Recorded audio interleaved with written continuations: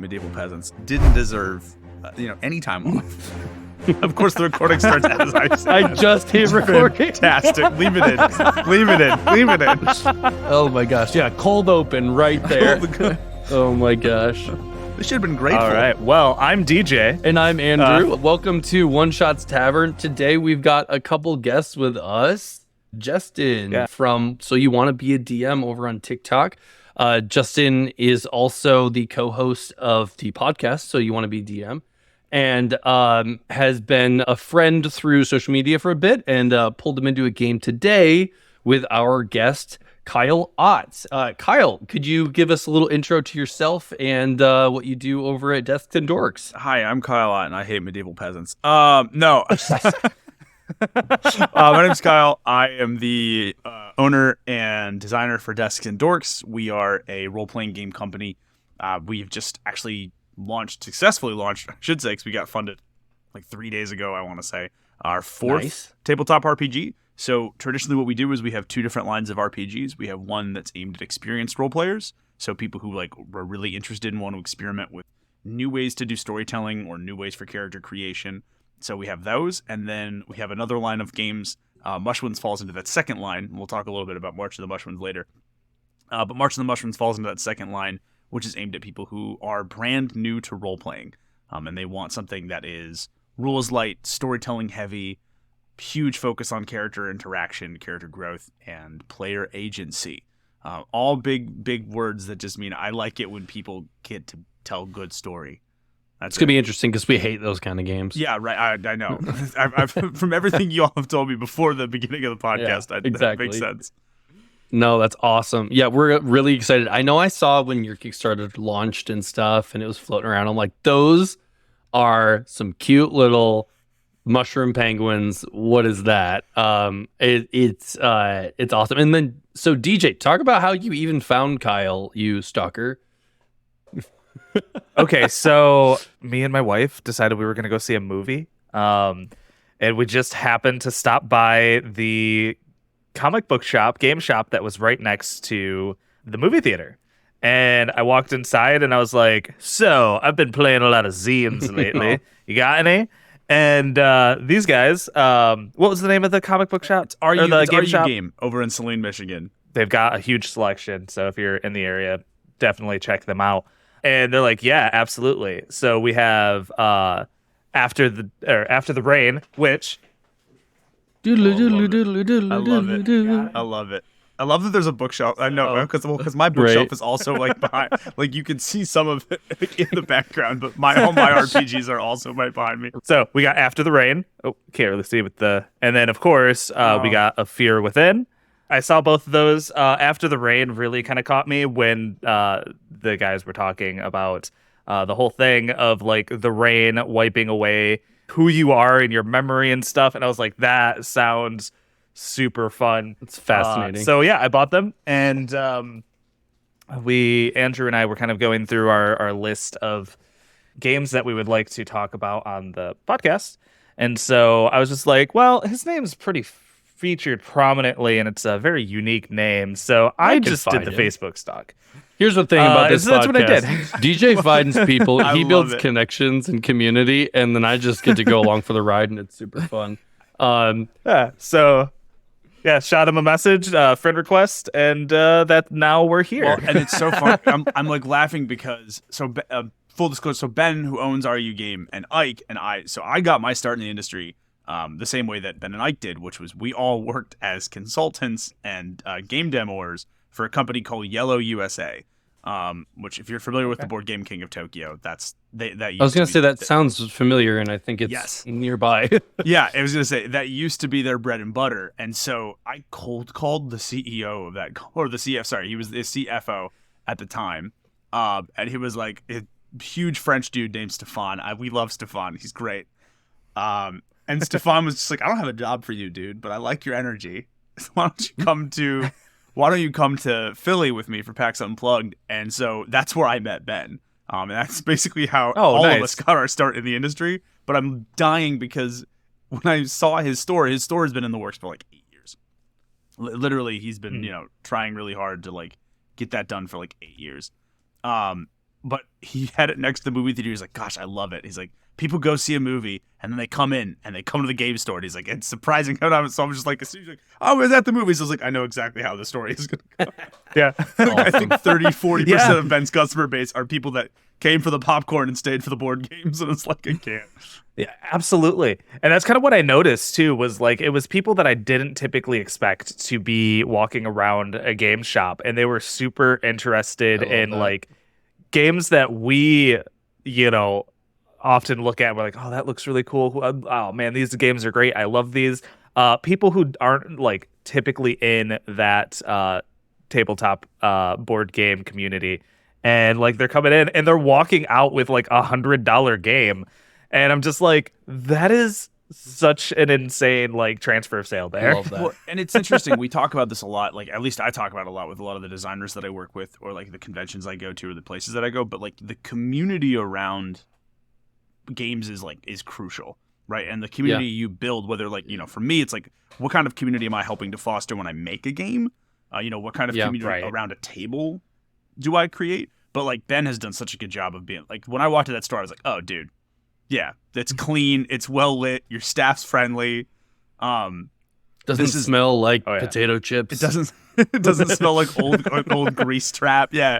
Yeah. I'll give everybody who's listening, when this goes out, a little tip. If you go into a game store, you're in a great game store when you go into the bathroom and there are free feminine hygiene products. Absolutely. That is my barometer. If you go into Justin a game store, just made a TikTok that was like, if you're not playing with women, what the fuck are you doing? Right. No, you're not wrong. And I was like, exactly. Or like if women or LGBTQ plus people do not feel comfortable at your table, like either you are doing something wrong or someone at your table is doing something wrong that you're not aware of. And you're missing out. Yeah. Oh my gosh. Yeah. Like having grown up in a very like straight white male Christian household, that was not my experience growing up. Like, especially with gender and diversity and other people. Yeah. Like, the minute I got out of that bubble, I'm like, wow, there are interesting stories and perspectives that I do not have, and I would like to learn them. Yeah. And like, I grew up going to, they're debunked game shops, doesn't matter now, but like, you wonder why.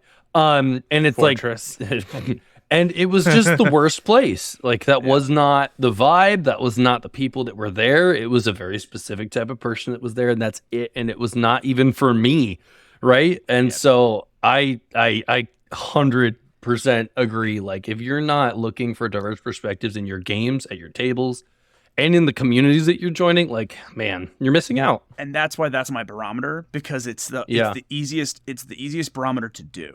Right. But if so many places I've been to don't do it, and that's really like, if there's like tampons and pads for free available in a game store's bathroom, you know that like what's on the surface, they're doing the other stuff, the other hard work, the deeper levels that need to happen. I don't know. And that's such a good point though. No, seriously. Like, it's a low barrier of entry. Like, if you're an owner of a game shop, oh my gosh, like to be welcoming in that way. It is. But this has never failed me once. Like, legit. And I've been doing this now for a while. Like, I've been working in the games industry since, 2017, I want to say. So like 7 years. It's true. The ones that, like, if you go in, like, if they're either thriving now or were already on the come up, and the ones that didn't are either gone or are on the decline. Right. It's like the and there was miners.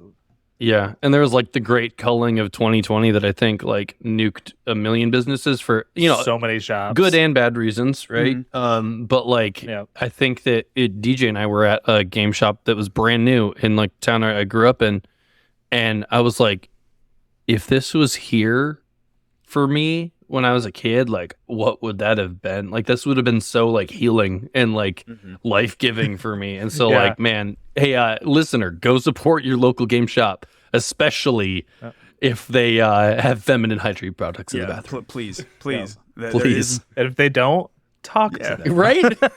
Because again, as a small business owner myself, there are a lot of times where sometimes I'm like, oh yeah, I should have done that, and I didn't think about it. And sometimes it's not malicious. Sometimes it's just like, no, you're putting out a bajillion fires all the time. For sure. But Awesome. oh man, that's too. Yeah. So, tell us about Desks and Dorks, and the publishing and everything. We saw that there's some podcast episodes, YouTube channel. Perused around through that. Well, excellent. So, You've done your due diligence then. Living up to your stalker reputation, DJ. No, yes. no, it's good. So I started. You were mentioning the big call of 2020. I started Desks and Dorks in 2020, basically at the height of the pandemic. With a friend of mine that I met from my local game store, awesome dude by the name of Riley Parks, and originally we started it as a podcast, but I had always had this idea in my brain of like we should make this into a company of some kind, right? A board game company or a game something, right? And the biggest issue that I saw within our industry was that you'll have companies release a Kickstarter. It doesn't do well, or it doesn't do as well as it does because they're trying to find their community once they've released their product, which I thought was a mistake. Mm-hmm. And so we tried to do the reverse of that, which was let's build the community first. And then when we launch a game, we don't have to worry about building a community.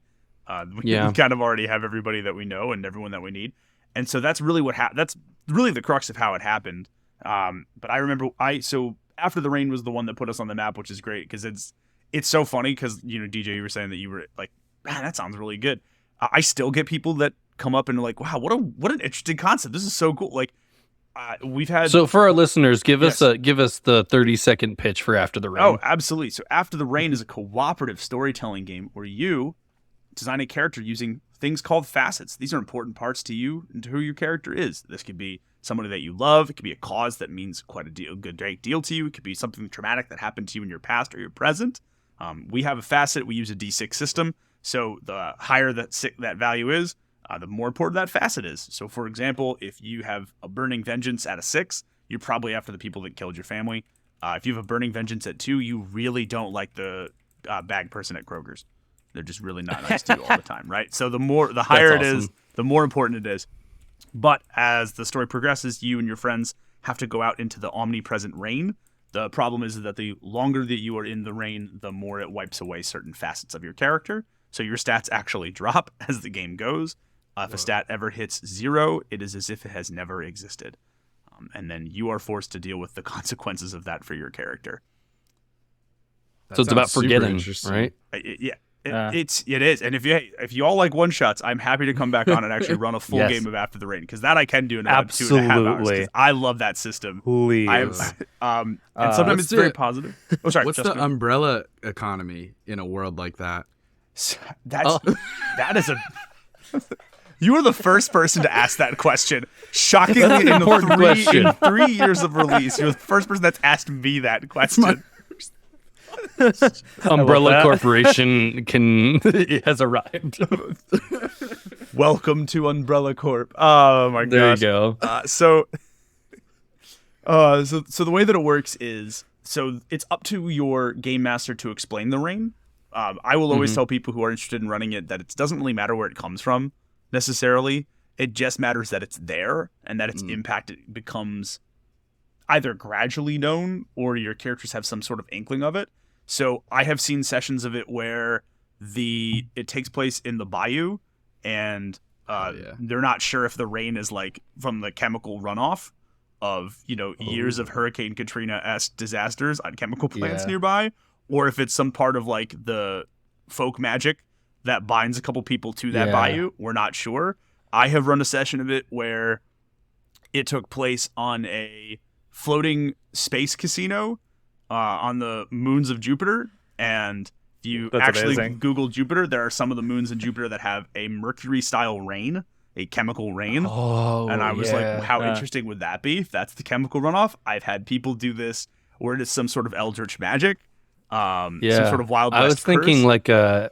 almost like a purgatory, right? So like going into the next life or whatever, and almost like the rain is like washing away parts of yourself Cleansing or whatever. you. Oh. Yeah, And that's really kind of the cool part about it. That's cool. I've had some characters where the rain is a cleanse, and that's been the fun part where so one of our characters had a psychosomatic limp brought on by World War I, and then lost the psychosomatic limp, and that character did a complete 180. and was like way more Yeah. confident and way stronger and had a more clear and concise purpose because so their facet was the psychosomatic limp, but then they had a cause. They were trying to protect the people of that city because that city had taken them in after the war, and they had sort of a found family, a mentor figure that was part of the group. And so as the psychosomatic limp ticked down, the other two facets essentially take over, which is really cool. I love doing it for people who are new to role playing because it really lets them kind of focus on like what is important to their characters. But I'll never forget my first playtest of that game. We had one of our characters. Her character was fantastic, but vengeance had been the big driving thing. And so you can lose, we mentioned you can lose your stats, but you can also have a stat automatically drop to 0 if you want to succeed on something. But you have to expose yourself to the rain to do it. That's the caveat. Like you have to go out into the storm for something, right? Exactly. And so she was like, I'm gonna get this dude. This is the dude. So her last scene in that game was her character This is the story that sold was it? Sold me the game. Yeah. It was the part where I was like, oh, okay, cool. I can make this game. But yeah, she killed the guy in game. And the last scene is her character standing over this dude's body with the smoking gun in the downpour, having no idea why she did it. Whoa. And I was like, chills. That's awesome. Great. I was like, great. That's so cool. I was like, absolutely, we could do it. So we did. So the reactions that you all had, going back to our earlier question, the reactions you all had, that's exactly how it got started. So I lied to everybody that I worked with on this game initially. Because here's the game designers. If you really want to get an honest feel of people, don't tell them it's your game because you want honest feedback. So I played this first with my graphic designer, with Hannah Potts, who did the cover and who did all the internal design. And we played for like 4 hours. She was like, "This was the best RPG I've ever played." And I was like, "Great, it's mine. Would you like to do the graphic design on it?" And she goes, "I hate you." Because you did that. And I tricked Riley into playing it with me. And so at the end of it, Riley's like, "This was awesome. What was this? Where did you find this?" And I was like, "Well, it's ours. Do you want to publish it with me?" So because like, now I'm compelled. Right, exactly. Well, it's different, right? Once people have the game in their hands, once they've played it, once they see what it does, there really isn't a good substitute for a strong product. And that's kind of been what launched us, right? We're in, I think if I count all the stores that a distributor can get us through, I think we're in like close to 200 stores across the country, 300 stors across the country. Wow. We got to talk to you. Yeah, that's impressive. We don't know how to do that stuff yet. It's taken a while. In full disclosure, like I'm not great at it yet either. Yeah. But I do. I listen. I just keep making the ask and having the conversation. And I will say the vast majority of people that work in this space are all like us. They're all giant RPG nerds. So I have some funnier stories about that. Maybe we'll get to that. Maybe we won't. But like I've run into like the buyer for like Indie Press Revolution at an event. I got nominated for an Ennie last year, and we're all being really loud and really rowdy. And I apologize to the lovely pair of people ahead of us. And I was like, "I'm so sorry. We are so loud." I was like, all of us just got nominated for our first Ennie. I swear we're not rude. We're all really excited. And they were like, "Oh, dude, congrats." They're like, "What?" They're like, "What's up? Who are you?" I had no idea who this person was. And I'm like, "Oh, I'm Kyle. This is what I do. I worked on some other games. Worked on After the Rain." And they go, You're the After the Rain dude?" And he's like, "What's up, man? Awesome. I'm Nick. I'm the buyer for Indie Press Revolution. I'm the reason we stocked your game. I've read it cover to cover like 4 times." I was like, "What?" That's amazing. So yeah, it's awesome. But it's a small community, but it's good. But yeah, so we started with that. And that took off way more than any of us could have expected. And the success of that Kickstarter was like, all right, cool. Well, let's follow it up. Let's do other stuff. So we went to started going to small local conventions. We got really well received at those, and launched A Fear Within in December of like a year and a half, 2 years ago now, which feels weird. Right, and so basically at that point, Riley was like, "Man, some personal stuff was going on with him, and he had to step away from the company, which was unfortunate. But I mean, that is what it is." And I brought in a team of some other people. So if you like Fear Within, our artist Reggie Mata basically stepped in. She's the one that's taking over the artwork for You Have Always Lived in the Lighthouse. which is a 2-player RPG. It's an RPG aimed squarely at 2 players. So That's fun. I love that. And then she did Mushuins. So if you like the look of the Mushuins, that's all Yeah. ready. I'm digging For it. sure, that's awesome. This little guy with the mustache, I'm a big fan. Oh, Frank? Yeah. This is Frank, probably. Frank, probably. Yeah. Yeah. That was Reggie's idea. It's not even for sure. It's right? not. No. Reggie's Frank's not lying to you. Frank would never lie. Who's Frank? I don't know. Probably. What's a Mushwin? Who knows? I don't even know. Love that. Oh my gosh. very good. But yeah, so it's been. I mean, we're celebrating 4 years now of essentially just doing this, which is really cool. And so 4 years, we have 5 games. Congrats, man. That's so cool. Thank you. It's been a weird road. It's been a really weird road, but it's been a really good road. Oh, and then becoming Banana Bread. Sorry, I missed a game. That's Becoming Banana Bread. I missed the game that probably sells more than every serious thing I've ever made. That's fine. At least in terms of volume. So it goes.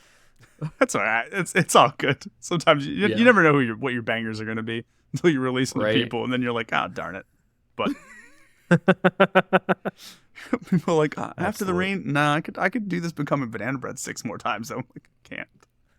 That's so fun. Awesome. But I feel like I can always tell when a game is well designed in such a way, even just at the most core structure of it, not even getting too deep into mechanics or anything. You're describing After the Rain. I have no concept of it. This is the first time hearing of it.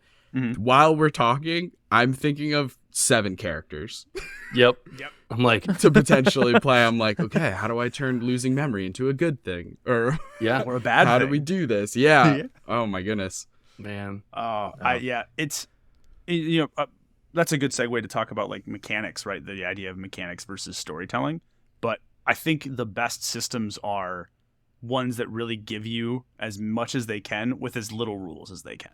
And that's really what I wanted to try to do. Because I used to get... It's hard. It is hard. Oh my God. It's brutal. Oh my gosh. It's brutal. Yeah. But like I used to get paid to DM, and that was the facet system is a vestige of me so sick and tired of people going, this is my 14-page backstory. And I was like, dude, your character's going to focus on 3 things, right? Yeah. Here's your 14-page warlock backstory. I know you've got daddy issues. That's one. Yep. That's facet number 1. You have crippling debt to your patron. That's facet number 2.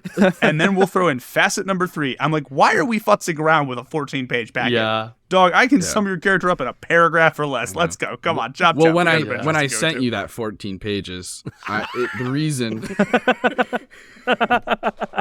I just Oh my god. got ahead of myself. I just I'm got so on sorry. a roll. Okay. Oh, I'm sorry. just needed to Yeah, I've vent. had like, I think that like there's for sure those people, and like I love those people too. Oh, I Right? do like, too. they're amazing. They clearly don't know care those in a people. What are you way talking that about? like they're just so deeply invested. But when the mechanics support the people that aren't those people, especially, like that's some of my favorite stuff. Yeah. Or even just the concept of the game is enough to evoke something in somebody where they're like, I'm bought in on a level that I'm not normally. Like Yeah. there are some crunchier games that like support really granular play that's really awesome. But like a lot of the new stuff that's just more narrative centric, that's like a little bit freer, sometimes is like the ideal gateway game, which sounds like a big part of what your business model is. Oh, yeah. Is the ideal gateway game to get somebody like actually bought in on this stuff. Because like I started playing, it's by Monty Cook Games, the No Thank You Evil, Yeah. which is their like kid version of Cypher System. I started playing it with my son, and like I did with his cousin, and I was talking to my other nieces about it yesterday, and it's just like they get it right away, right? Like that childhood wonder of like as soon as they hear like, oh, wait, I can be in control of a story like with someone, and there's risk, and like maybe they have a reference of choose your own adventure or whatever, but like that's like why I freaking do it, right? Like there's so many ways to get people into this world that we love so much. And when the mechanics are simple but support that childlike wonder, like that's like why I like it. And control of a story is a really good point, but like, and Justin, I know if you're running a teaching people how to DM channel. I know DJ, I'm sure you know this too, but like the more player agency that you give, the better it's going to be for everybody, Yeah. right? Mhm. So like after the rain, Yeah. it's scenes. So that's how we always did that, was how you set scenes. Fear Within, there's a relationship that actually is an in-game mechanic between you and the partner you play with, and that relationship shapes the story. So it's a dice value that shifts and changes based on your actions. It's not a die roll. It's just like, oh, this is how I think this scene went for my partner and I. This is how I think my character feels. I'm going to drop the dice by 1 or 2. Or I'm going to raise the die value by 1 or 2. And that relationship drives the story. For Mushuins, it was... So these little characters are derpy. You can look at the art. You can go on the Kickstarter and realize that they are... I thought it was like gritty Dark Souls realism. Yeah. You know? It's just one Mushuin just rolling around like a bigger monster, but like it doesn't have the leg muscles to do it long, so the monster's just like, what is happening?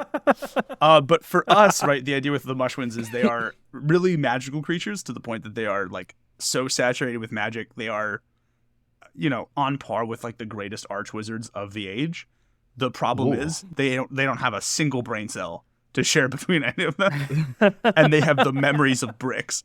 And so when I was making this, originally this was a really short storytelling game where you are all a bunch of Mushuins. You've completed the migration, and you all, because you're derpy and forgetful, you don't really remember all the details about how you got there. And so the game is essentially you interrupting each other and be like, oh, no, that's not what happened. We did this.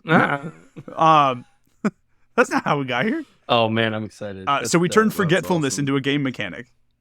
That's so fun. So whenever you roll your stat in Mushuins, you essentially get a forgetfulness point, which is a meta currency your game master, or we call him a penguin wrangler, gets to use. And so you can spend that to rewrite reality because you have infinite magical ability, but no memory of how you got there. So they're like, oh no, we're friends. That's not a dragon. We're making waffles. We made waffles with them. And so now it's like, oh, the dragon's like just, shooting flames at a big waffle iron. There's a bunch of Mushuins eating waffles in a cave. Like, and that's because I was like, I want people to be able to rewrite the story whenever they need. It's cool. That's so fun. That's amazing. Yeah. Well, and we aimed it at kids. And like, I'm sure you guys know, the more engagement you get from players, the better. I'm sure all of you have a horror story of you're like, oh God, I feel like I went to this game and I don't feel like I did a thing. Yeah. Yeah. Yeah. Unfortunately. I see the flashbacks. Nothing like 4 hours of your life just disappearing. Yeah. Justin kind of does wish I had that especially. rain. You're like, Forget about Oh those. my gosh. Right? Justin, you looked up at the Oh, ceiling like man. you were like, oh man, this is the one. like you got taken back to a moment. Having there, buddy. flashbacks, full trauma. That's like the end of Yeah, Blade that Runner sounds when so- they- man. Oh, they're great. I love the idea of forgetfulness. It reminds me of like that improv game of like the new choice thing when somebody says they're like in the middle of an improv scene and they're like, oh, and then the baker gave us croissants and New someone, like, choice. clicks a button. New choice. Yes, New choice. exactly. That's And they have to exactly come up where with it a new comes from. one. They gave him a penguin. That's exactly. Oh, okay. That's legit exactly where it comes from. There Or you That's awesome. from the RPG amazing. equivalent of that, which was the Adventures of Baron Munchausen. I don't know if y'all have ever played that one or not.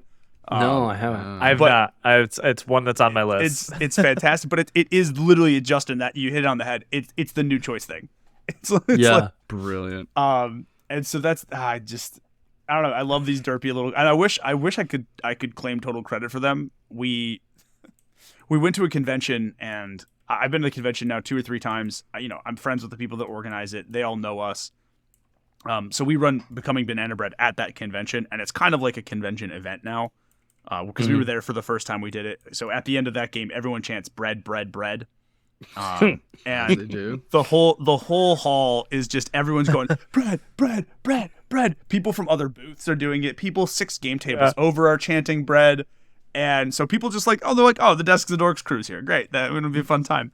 So this one volunteer, her 2 kids, maybe 8 and 6, I want to say. Which is just they're just wandered over, like, can we hang out with you guys? And we're like, yeah, sure. If you can help us sell banana bread copies and help us sell games, yeah, whatever. So it was a downtime. They wanted to meet Reggie, so they were like, they loved the art. Reggie pulled out it was this really wholesome moment of Reggie pulling out, a page of her sketch pad and letting the kids just kind of draw with her, which was fantastic. So cool. And it's the kind of community that I got into making RPGs for, and I got into making games for. Right. And so I sat down, I had a fun time hanging out with them, and I said, you know what? Each of you draw me something, and whatever you draw, I will make a game out of it. And they're like, really? Heck I'm like, yeah, dude, absolutely, run it back. So one kid drew a mushroom. And here's your royalties check. Yeah, you own 15% of the company. But yeah, one kid drew a mushroom and one kid drew a penguin, and I was like, someone's like, what are we gonna do with that? And I was like, I know exactly what I'm gonna do with that.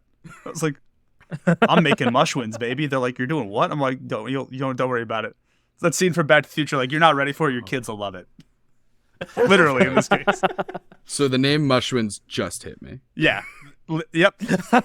Yep. That's DJ was first telling me about it, and I was like mushrooms that win? Yeah. Like what?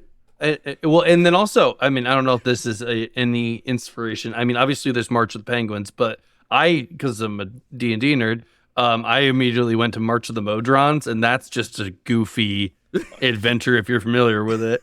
So I was like, I hope that is somewhere in here in the inspiration. It was March of the Penguins, definitely. March of the Modrons. Yeah. I didn't think about that, but Oh man. yeah, man. Yeah, but we came home and we literally were like, all right, we're gonna just do the whole thing. And Reggie and I literally stayed up till probably 3 a.m. that night.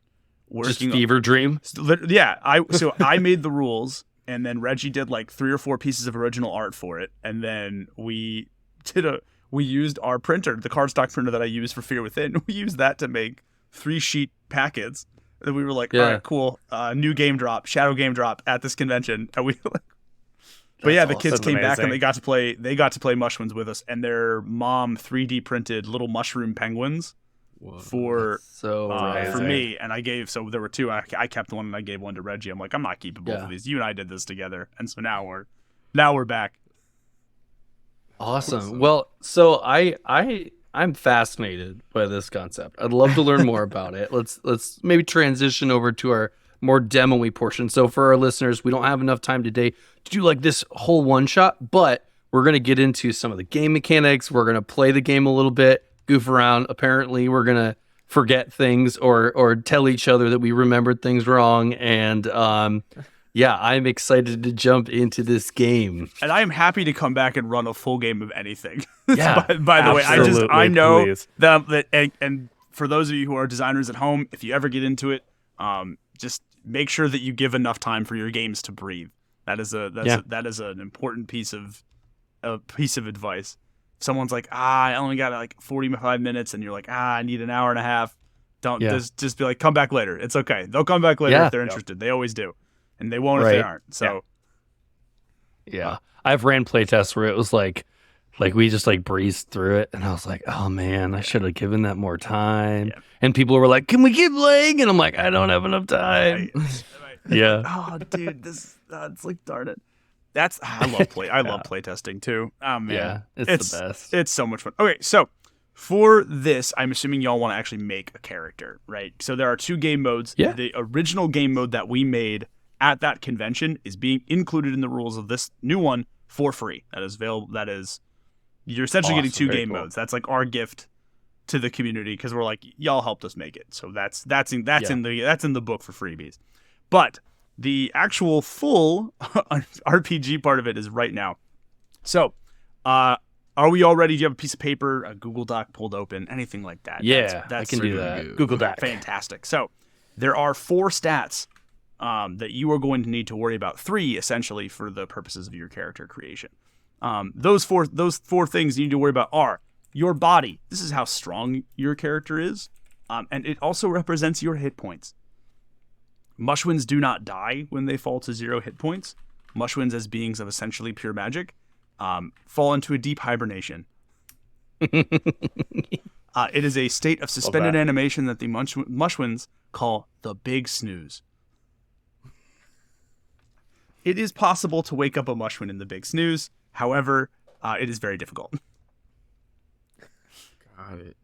2, magic. This is how much magical power your Mushuin wields. It's also the amount of magic they can withstand. Oh, okay. Like offensive, defensive. Yes. Very so cool. some Mushuin are very good conduits of magic. Others are not. That is okay. All right. It's amazing. We try not to hold it. Yeah. The third stat that is very important to the Mushwin is squawk, which is how much noise a Mushwin can make. You can think of this kind of as your charisma, but in Mushwin culture, being able to make big noise is seen as very important.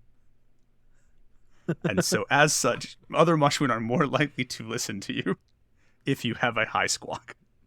I like that. Man, I would thrive in that culture. I'm glad. See, there you go. We're good. I got a high squawk score. And then, of course, your last stat is forgetfulness, but this stat starts with a 0. This is just our way of making sure that you can track your meta currency of forgetfulness, which is the points that you spend.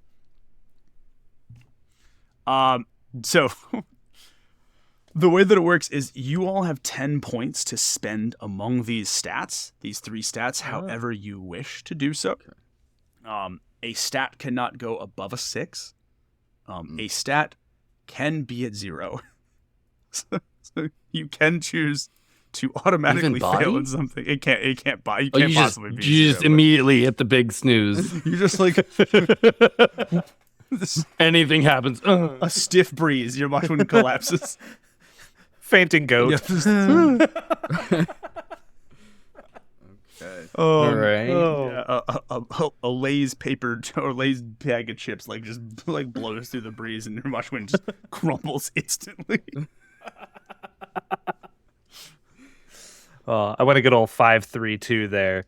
So That's fantastic. Yeah, what are you thinking, Justin? I'm trying to decide my array. I want to Yeah, spread it out a little. I know. It's so interesting. I'm probably gonna go heavy into body Okay. and squawk and lighter magic. I'm All right, curious I'll to see how go- that'll manifest. I'm going 2, 6. What? 2? Just to really that lean sounds into right. magic and be terrible at everything else. That's Yeah, that's perfect. 4, Yeah, 2, that's perfect. 4. That's perfect. Yeah. just to. I'm sorry. I'm still just picturing the Mushwin with 0 body, just being like, funk. It's a weeble, basically. It's a weeple. That's it's awesome. a weeble wobble. He falls down. Doesn't get back up. This is a broken weeble. This Oh my The god. problem is that all of the Mushwins in all of our art have the kind of bowling pin body shape Yeah, of a yeah. weeple. Oh my They're god. just waddling along and just face plant instantly. You doing good, buddy? Oh, there's that that video, Good. the penguin video. You know the one where he just falls Yeah. into the ice. Yeah. Yep. I can already tell this is going to be our best clips episode. Right? I need to cut in all of that. Literally, I love it. You're not the first podcast that's told me that. They're like, every time Yeah. you're on, we just get like, they're like, why are our shorts doing? Oh, Kyle was on an episode. It's like, which I guess is part of the You're like, I'm business. kind of a viral big deal. So, I mean, not to get too far away from the Mushwins that we're about to play, but that was kind of how I designed some of our games, where I was Yeah. like, if it's not clippable to send to people, like, Yeah. because not to say that you have to trick people to get interested in RPGs, but like sometimes you need a good hook. Like Yeah. Becoming Banana Bread was designed entirely to be clippable, right? You're building a dice Jenga tower because you're all bananas that want to be made into banana bread. You worship your GM. You all chant bread because you're in a bread Actually, cult. that just came out of my desire to be worshipped. It is super funny. Every time I teach that game, I'm like, okay, who wants to be God? It's always like some 8-year-old Amazing. girl like me. Yeah, that sounds about right. Deborah, you need to chill. Alexis, what kind of God are you going to be? Oven. Fire. I will cook you. You're like, oh God. Benevolent? Oh, God. Oven? No. It's like, Okay. That's so funny. I had one kid was like, I'm the God of all of the kitchen. And we're like, no, you have to pick a specific aspect. And he goes, I'm the God. I want all the kitchen. Okay. He's like on Where's his way your to Little League parents practice, at? and he's like, all of a sudden, I am a fire and brimstone deity. I am the captain now. Call T-ball, chef. like, tee me up for the creation of the universe. Right? If you take anything from this episode, it's that children are scary. Yeah, that's very true. Children are the best role players as well. Absolutely. Oh, all right. So, your Mushwin is also going to need a name. Oh yeah. Do yourselves a favor, make a name. The way that naming conventions work doesn't matter, because if your name sounds like a Mushwin to you, it probably is. Follow your heart, or in the Mushwin's case, follow the several hearts that you have. I don't know. I'm not an expert on Mushwin anatomy yet. So don't mishear me. My Mushwin's name is Steve. There's no V. It's Steve without a V. It's Steve. Very good. I'm Steve. Mine is Port O Bello. I get it, because mushroom. I hate it. I love that. That's fantastic. DJ, you're the go. Wait, do you have a high squawk score though? Like, because you said bellow, right? It's a 3. It's a 3. Okay. Average. He just sounds like Gilbert Godfrey. What are you talking about? No, can't do it. Oof. Terrible impression. I'm here to go to the stout. Oh, that's right. There we go. Oh. I came up with Giuseppe. Just How do you spell that? Ooh, ready? Is it Here's G? how I spelled it. J? Giuseppe. Giuseppe. I believe that. I believe like that it. is the traditional spelling. I think so. I have a cousin That's named pretty Joey, great. and his mom, my aunt, always the Italian comes out, that's bad. Yeah.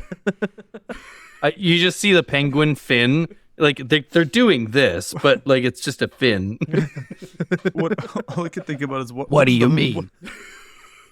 What do you mean you burnt the moss pasta? Don't break it in Mosta. half. Put it in the bowl. Put it in the pot first, and then the rest of it will sink in. You don't break the mosta. Oh my gosh. Oh, I'm so ready to be a goodness. penguin. Gam has a We got score of to- 6.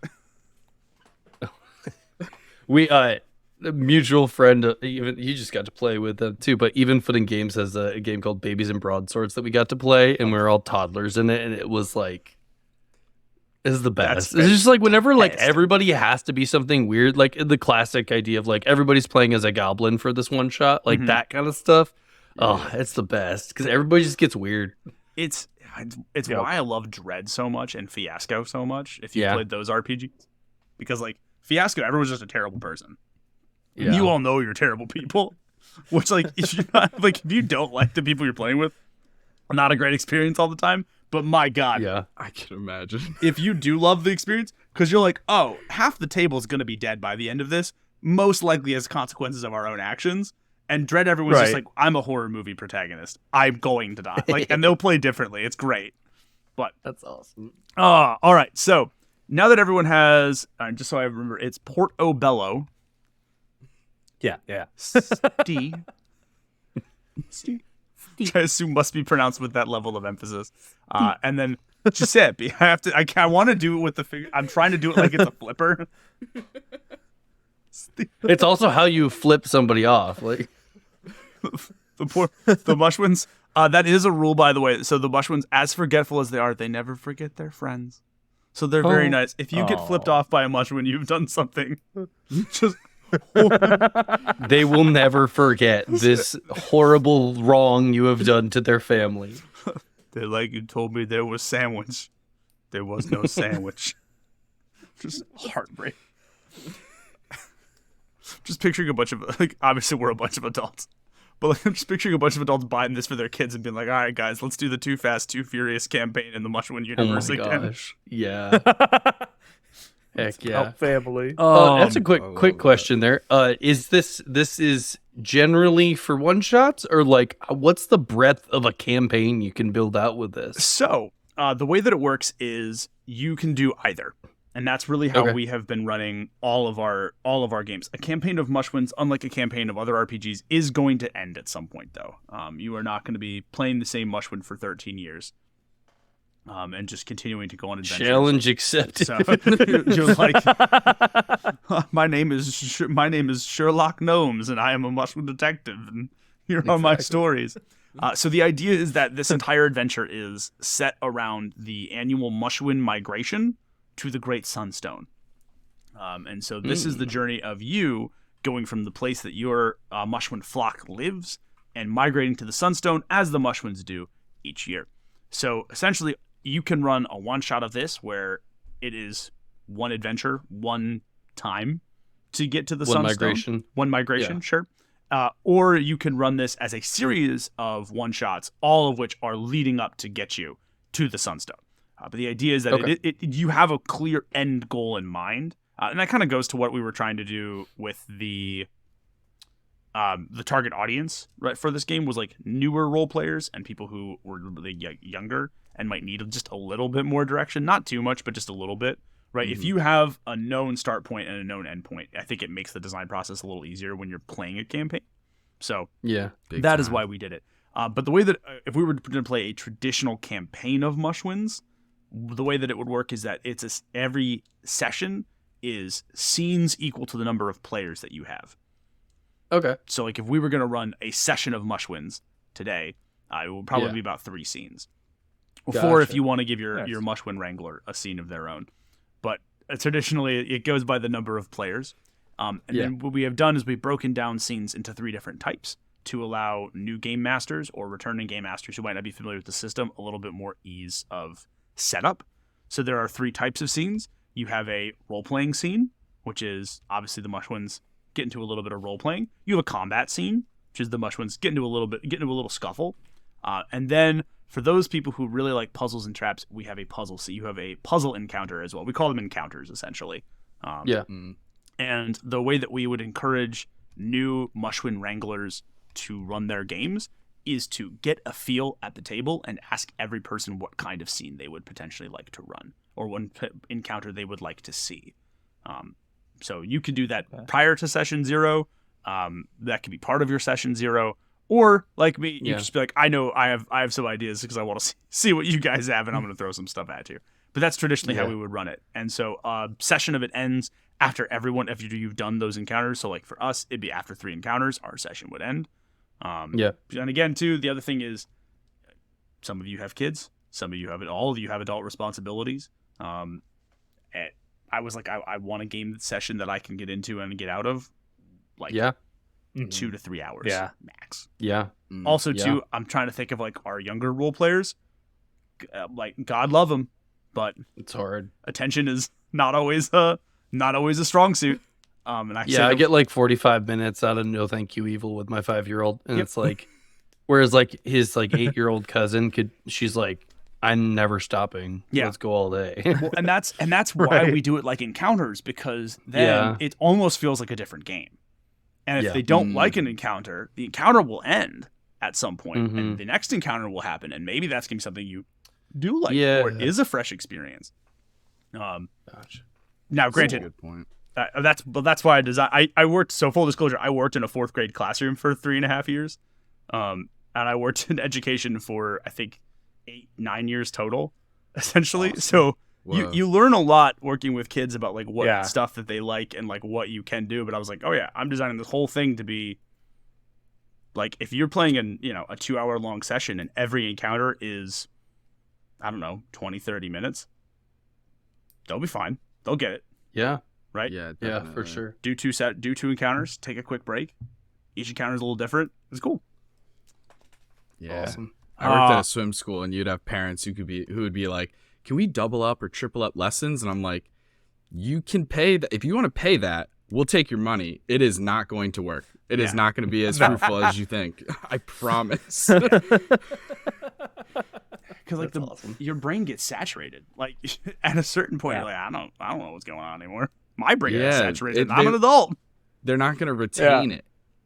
Especially when it comes to swim lessons, especially. Yep. I don't know if you need to retain a ton of Mushwin knowledge, but you do. It's very important. It's vital. Honestly, survival. I appreciate that. You sink or swim, pretty much. Honestly, Mushwin swim lessons would be an You know what? That's going to be an encounter today. We're doing it. Yes. Do Mushwin swim. Mushwin swim lessons is happening. That is going to happen. I need a floating score. Really? Your floating score is inversely proportional to your body score. So, actually, that's a really good way to talk about. That's a good segue. So, in any encounter, I, as the Mushwin Wrangler, might ask you to make a roll. If you roll exactly your stat, that is basically equivalent to a critical hit. It is a success with complication. So it is always a success with complication if you roll your own stat, which means you, as the player, however, get to describe to me how you managed to make the situation a little bit worse for the rest of your Mushuin friends. Awesome. And again, everything's about player agency. So yeah, you get to succeed. Unfortunately for you, you succeed with complication, but you also get a forgetfulness point. Because that's how you get the forgetfulness points, is just by engaging with the system. Otherwise, it is if you equal the value of your stat, or you go above whatever the value I tell you. Or you meet the value I tell you or go above. So we're running on meter beat. Yeah, meter beat. We're running on Dungeons and Dragons rules there because it's a simple system and people get it. So yeah, right. Incredible. I can call for a roll at any time for any reason. However, here's the interesting thing. I might tell you why it's a certain roll. For example, like trying to hold the door might be a body roll.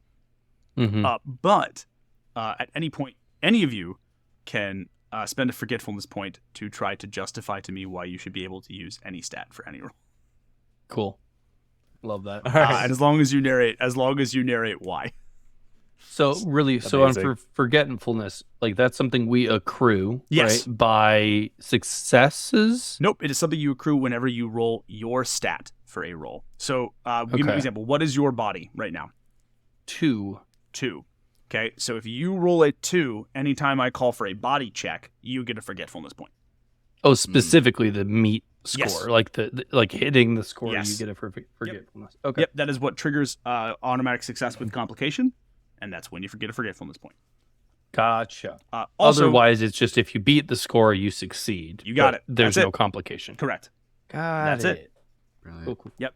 We wanted to tie some of the game mechanics into it, which is why it's a forgetfulness point when you succeed with complication, because you might have forgotten something middle of the check. Yeah. For sure. And are we trying to get above our number or below? So let's say Like if I have a 4 for body. So let's say if I call for a body roll, I say, oh man, like I'm gonna need a body roll of, I guess like 10. Sorry, I should have so not 10. Sorry. Yes, you were trying to get up. You were trying to get above usually. Okay. Yeah. Okay. Brilliant. Yeah. Cool, sorry, cool. I was like brain not. See, No, I'm you're mush. good. I'm mushwinning. That's what it is. Yeah, it happens to the best of us. And as Mushwin Wrangler, I am free to give you all forgetfulness points for free. I can just give them to you as I see fit. And in fact, I think I'm just going to give all of you 2 forgetfulness points right now. What? What? For What did really he and for say? true? What did he say? Steve. Steve. I see. I added a V. It's not. It's not in there. Maybe your character started as Steve. I and forgot as the game, the V. As the game goes Yes. on, we just keep losing letters of your name. The name is Portbello. Portbell. Just Porbell. Por- Porb. Porb. I Porb. love that. Porb is such a good name for a mushwood. Oh my god. Oh man. Porb. Oh, Porb, what man. are you doing? Eating rocks. Are they tasty? Oh really? Just like got a huge. He's like sucking on a boulder. Poor bud, we gotta get moving. Okay, That's actually the name of my autobiography. Sucking on. sucking on.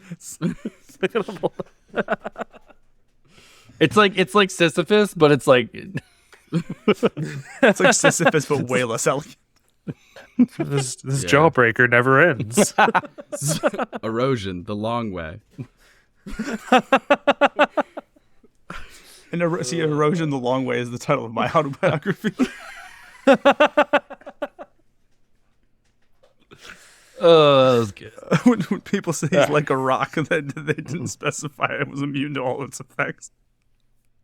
Oh my god. How are you doing, Kyle? Just getting weathered by time, circumstance, Yeah, it'll get you. Rivers. rivers, long flowing Wind. bodies of water.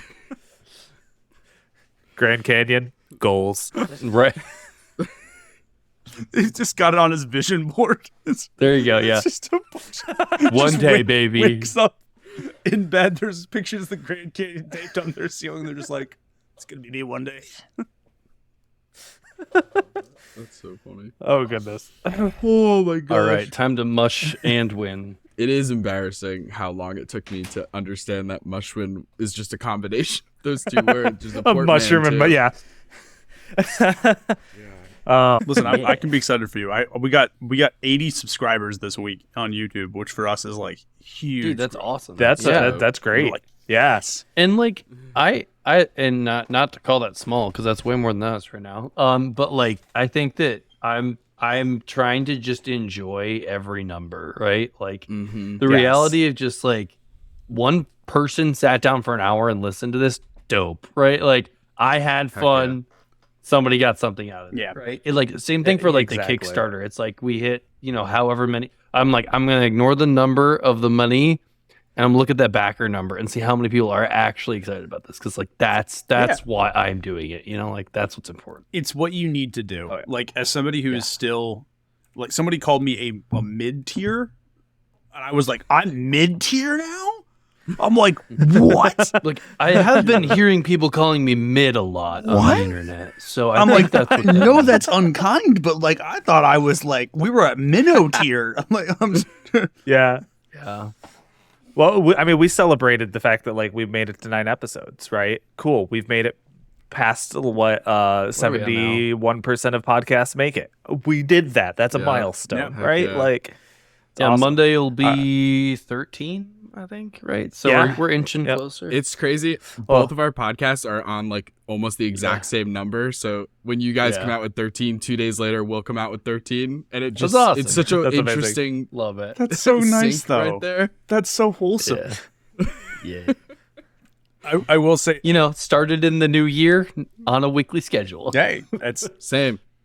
Yeah. I think when it comes to podcasting, as well as like 90% of, probably more than that, social media stuff is just like consistency.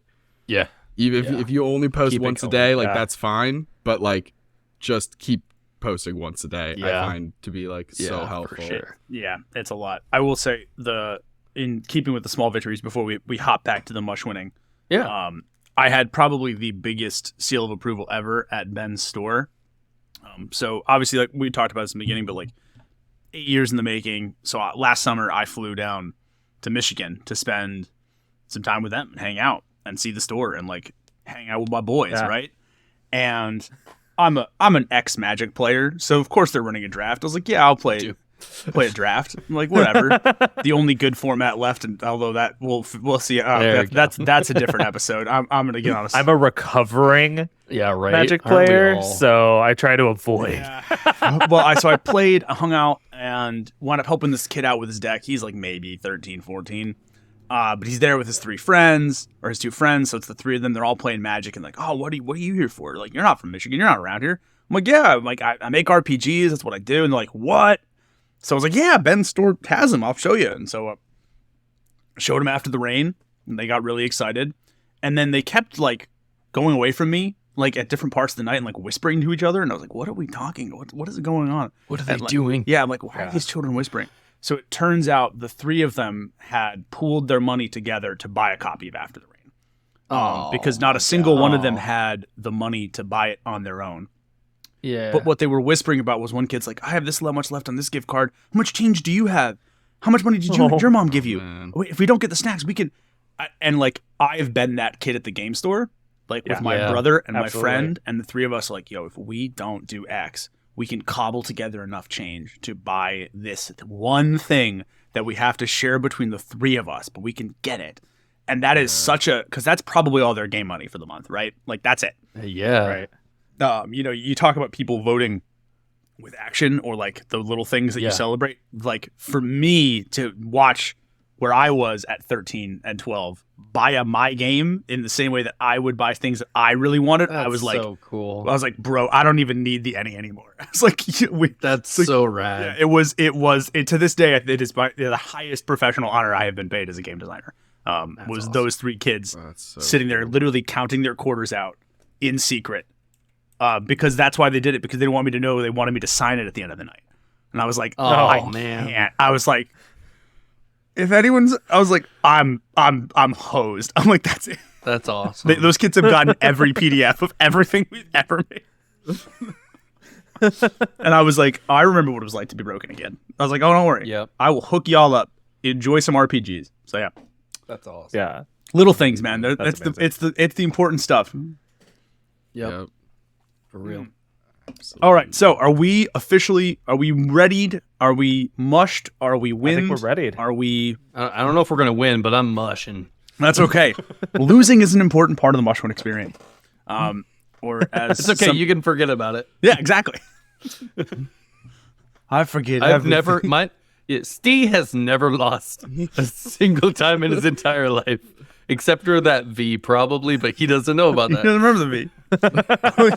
All I can think about is like, Steve's like, I have 100% win rate. Steve, you haven't fought Yeah. anybody before. I have 100% win rate. Yep, exactly.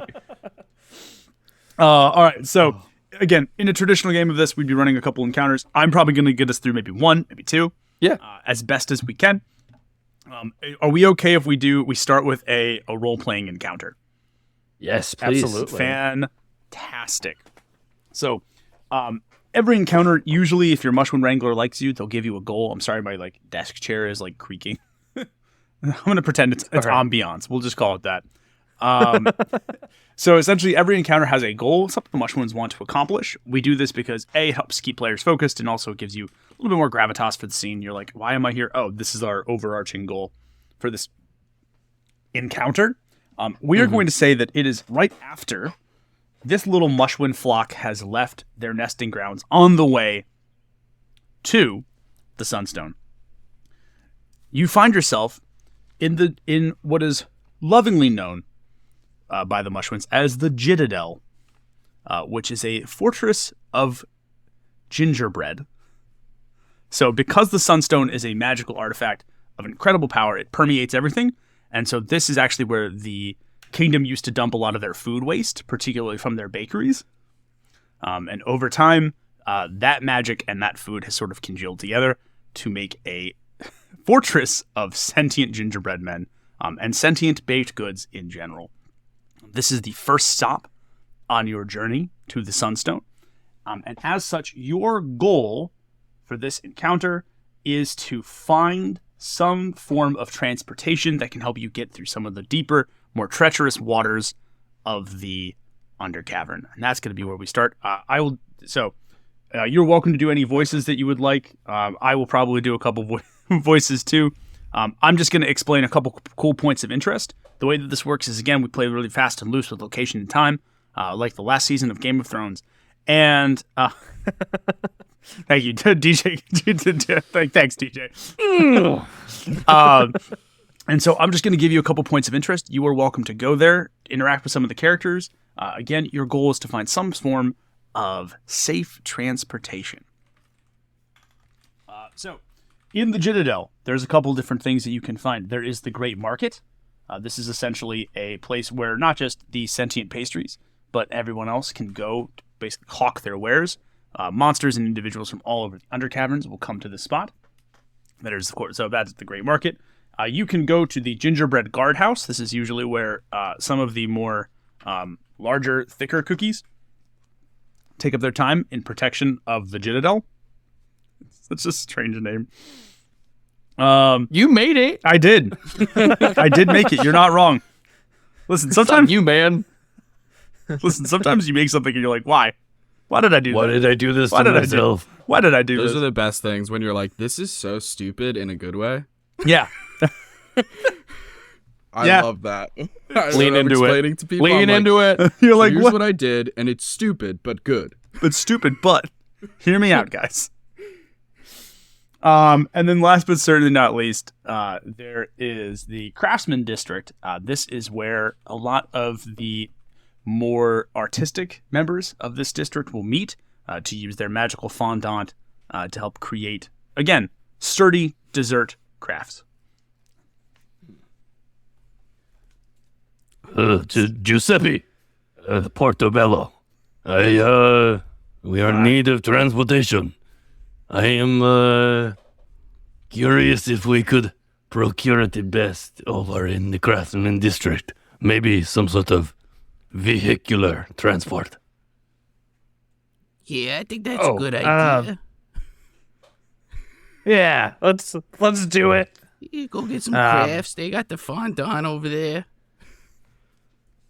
I'm That's looking the for beat. something more colorful and boisterous, you know? Oh, yeah, like a raspberry flavor. Oh, delicious. I love it. As you all make your way over Okay. to the Craftsman District, as you waddle your way to the Craftsman District, you've. This is the travel animation. As you all waddle your way over to the Craftsman District, you find yourself awash both in the smell of fantastic baked goods and also sort of caught up in the noise and the bustle. There is a giant cream puff that's kind of like hopping along. You're not sure how it's holding a hammer, but it is, and it's sort of hammering these like nails into what appear to be like large graham cracker planks. There are several donuts who are, rather than lifting up a heavy package, they are formed wheels and are rolling the package along. Very efficient. But yeah, essentially the entire place is just awash with the sound, noise, and spectacle of people hard at work, or I guess desserts hard at work. Getting their just desserts. Thank you so much. All right. Indeed. Is there some points of interest? We talked about the large cream puff. There's the donuts, of course, that are doing stuff. There is a group of gingerbread cookies, all of whom appear to be missing some sort of limb. They're sort of like working on. Looks like they're working on something as well. But you're welcome to go to. And Looks like they ginger snapped. I love that. Like the voices of this are just Yes. like DJ's like. If we look over here. Portobello's been smoking I've been smoking mushroom cigarettes for years. And then we've got the Italian version of Morty. It's- Hey, what are you talking about, man? and Steve just sounds like the heavy from Team Fortress. This is great. Get over here, man. What are we doing? I'm really cute, but also I got stuff to do, man. What do you want, Mr. Mushroom? I like belly rubs and a cigarette, please.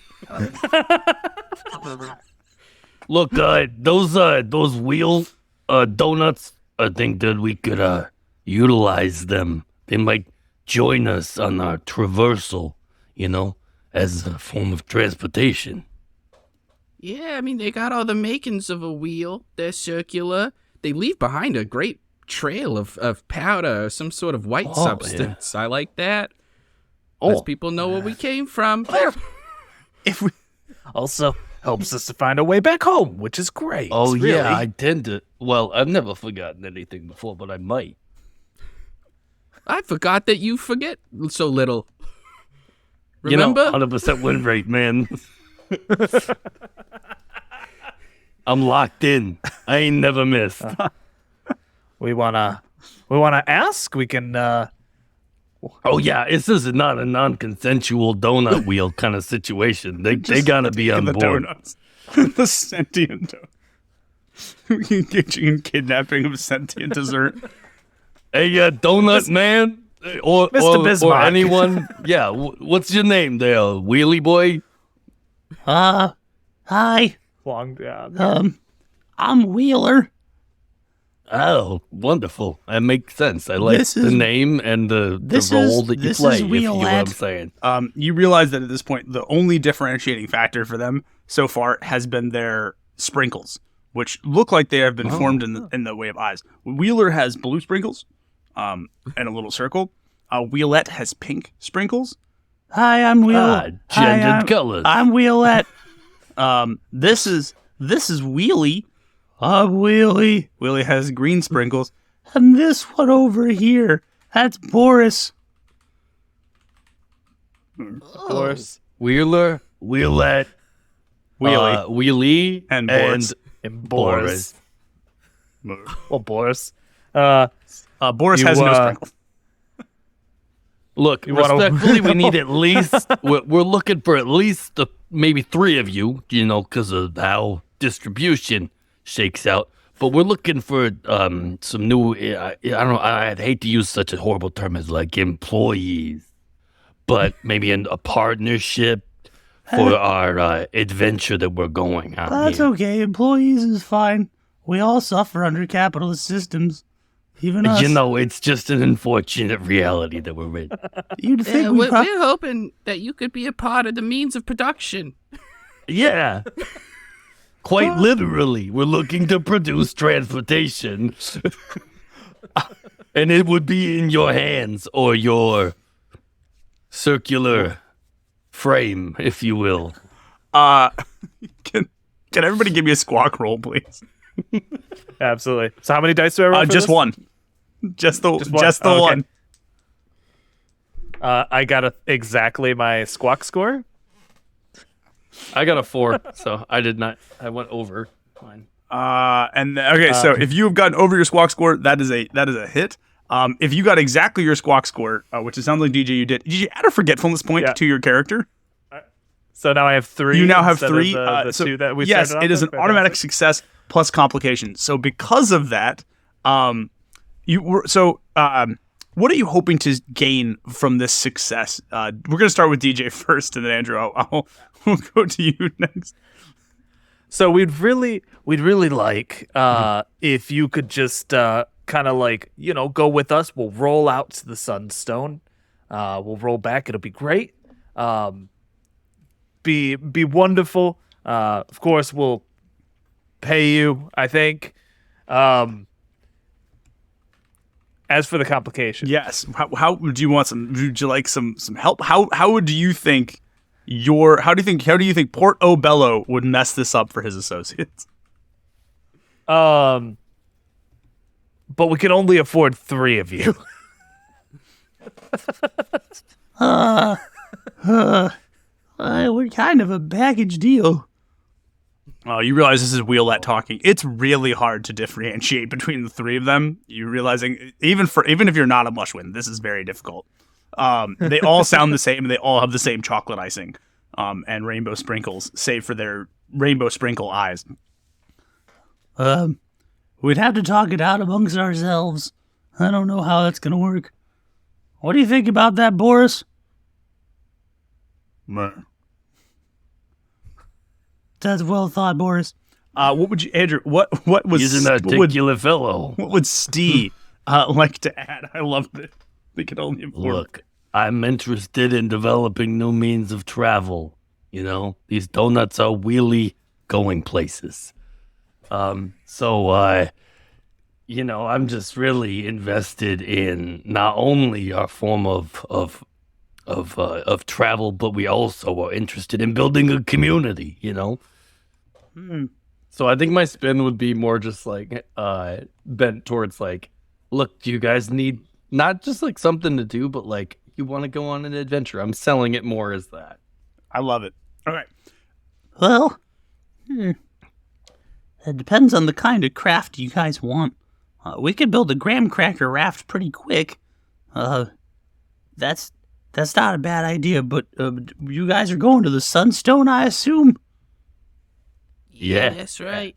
Well, I would probably need maybe a bigger craft of some kind. We need some materials for it. Tell you what, I like this idea of community, and Boris doesn't really want to get left behind. Look, I don't want to leave him behind, but I'm saying we need at least 3, and we don't got a lot of funds to work So, with. let's do this. Nearby the city, there's a grove of especially turgid mushroom plant. If you could go and gather that for us, it's a little dangerous.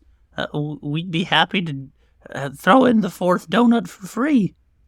Oh. Like a baker's special. That's pretty A good deal goal. right there. So would you guys serve at, your body and face be the wheels?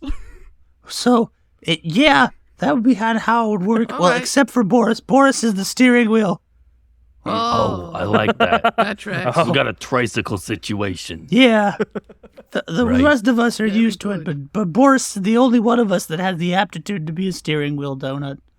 We're going to need to look to getting a pretzel for the drive shaft. Oh, that could be arranged. But the pretzels are a little bit pricier. All right, okay. Well, you don't have to glaze me up. We can get on the road and go check out that forest out of the way. If you'd like, you could borrow this raft. It should help get you there. It is a truly beat up, like Wreck of the Edmund Fitzgerald-esque looking Oh, wow. raft of what appears to be like slightly soggy pretzel twists that have been bound together with licorice. You know, he said it was beat up, but I didn't think he meant literally. It's got like some reddish pretzels in here. They use the beets to make the red, coloring. They use music? Yeah. They use Okay. music. Yeah. I like a good beat. Justin, get to Justin add a forgetfulness point. Justin, add a forgetfulness point. All right, really quick before we move on to the next encounter, just a recap of some of the things that you can do with these forgetfulness points, because I'm giving them fast and loose to you all because I mean this is going to be fun. I consider all of this a playtest, and so Yeah. I lets you change which die roll you are going to require, as long as you can justify that. Okay. So for example, if I call for body, Right. you could be like, actually, instead of body slamming them, I'm going to hurt them with words. That's and spend a forgetfulness point. Totally. You could do that. Yeah. 2 forgetfulness points lets you add something to the game world that was not there before, so long as it makes sense to the game world itself. Kind of like a yes and kind Yes, of moment. it's Yeah. exactly what it is. Like That is exactly what it is. You can add something to the game world as long as it makes sense within the space of that game world. Look, I've got an AK-47. Yeah. A 3 lets you or anybody else re-roll a stat. And not only is it a reroll, but it's a reroll and it is using a stat of their choice. Okay, cool. So it's sort of like setting it up for somebody and helping them out a little bit more. 4 forgetfulness points lets you add something to the game world that does not make sense. So if you do want to add your Mushuin AK-47 for an encounter, Wonderful. that's exactly what you could do. And then the last thing that you can do is my favorite one, which is for 5 forgetfulness points. It's called That's Not How It Happened. And you are allowed to rewrite an event that occurs. You can rewrite it as it is occurring. You can rewrite it as essentially a Deus Ex Machina moment that the Mushuins are able to tap into. So like, Can you do one more quick breeze through the spending? absolutely, and tell you what, I will even put them in the chat for you all. Glory. So Love that Yeah. is actually Amazing. going to be probably the best way to do it. So we're just There's like a little chat button in the bottom right of the Mushuin friends. stage. There we All right, go. let's do that. Mushwin friends. Mushwin friends. Gummy bears. Come on down to Mushwin land. Let's just add that Legally distinct song. legally right. distinct song. All right, so on a 1, it is change a die roll, and I'm only doing this again for our audio only listeners at home in case you can. 2, add something to the game world. 3, it's a reroll with a stat of your choice. On a 4, you can add something that doesn't make sense. And on a 5, that's not how it happened. It's basically like DM, give me the reins Yes. for a second. For literally like love 15 it. seconds. Yeah, that's awesome. It's one of my favorite things to do. I love this. And so when we were designing Mushuins initially, one of the things that we were working on was things called playbooks. And so every Mushuin was going to have a class. And so essentially each class let you sort of spend forgetfulness points in a different way and do that. I'm not sure that's going to be in the final copy anymore, because one of the things that people didn't like was they felt like they were pigeonholed or Mushuin hold, I guess, in this instance. So what we might be doing is I might just be taking the things from each playbook that I really liked, and every time a Mushuin quote unquote levels up.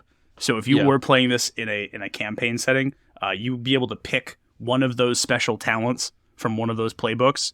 It's just going to be a big menu of those, and so certain Mushuins will be able to do different stuff with their forgetfulness points and add certain things to scenes because of those. We're not playing with those right now because that's still a little work in progress. But it was good playtest feedback. People were like, I really want to do a little more. So this is what I call That's kind of how Oh, That's kind of how I'm handling it in so my game Battle School. It's like kind of pseudo Ender's Game inspired, but I was working on the classes, and similar to like Cypher in a way, I have like suggested skills and suggested abilities to help somebody understand the theming, but it's suggested, right? It's like you can, when you do an advancement, you can pick whatever you want, right? Like this is just if you want to fit into a trope, you know? Yeah. And that's the thing that we wanted. We were like more freedom, more agency, Yeah, more autonomy, totally. both in real life and in RPGs. Sadly, I can't get the real life thing for everybody. Sorry, guys. Oh my gosh. Yeah, seriously. I try. I try. I make funny RPGs. That's my talent. That's the best I got, guys. Well, I got her. Send you donuts. So I have a That's more question than a lot real of us. quick Yes. regarding like stat rolls and stuff like that. So we started with those 10 points. We assigned them to the 3 different stats. Yep. So then I have a 4 in body and a 4 in squawk. So when we rolled that squawk roll, I know you didn't like out loud say, here's the number you're trying to get above or anything and like actually, that. that's a great segue, Justin, because I should have clarified this a little bit more. As the Penguin Wrangler, I am allowed to call for over a stat or under a stat. Okay. That is important. Okay, cool. So in that case, it was over a stat. So you're a stat or over. Okay. That was my bad. Sorry. No So worries. Yeah. what I'm trying to figure on the mechanical side too is having a lower score is easier to succeed.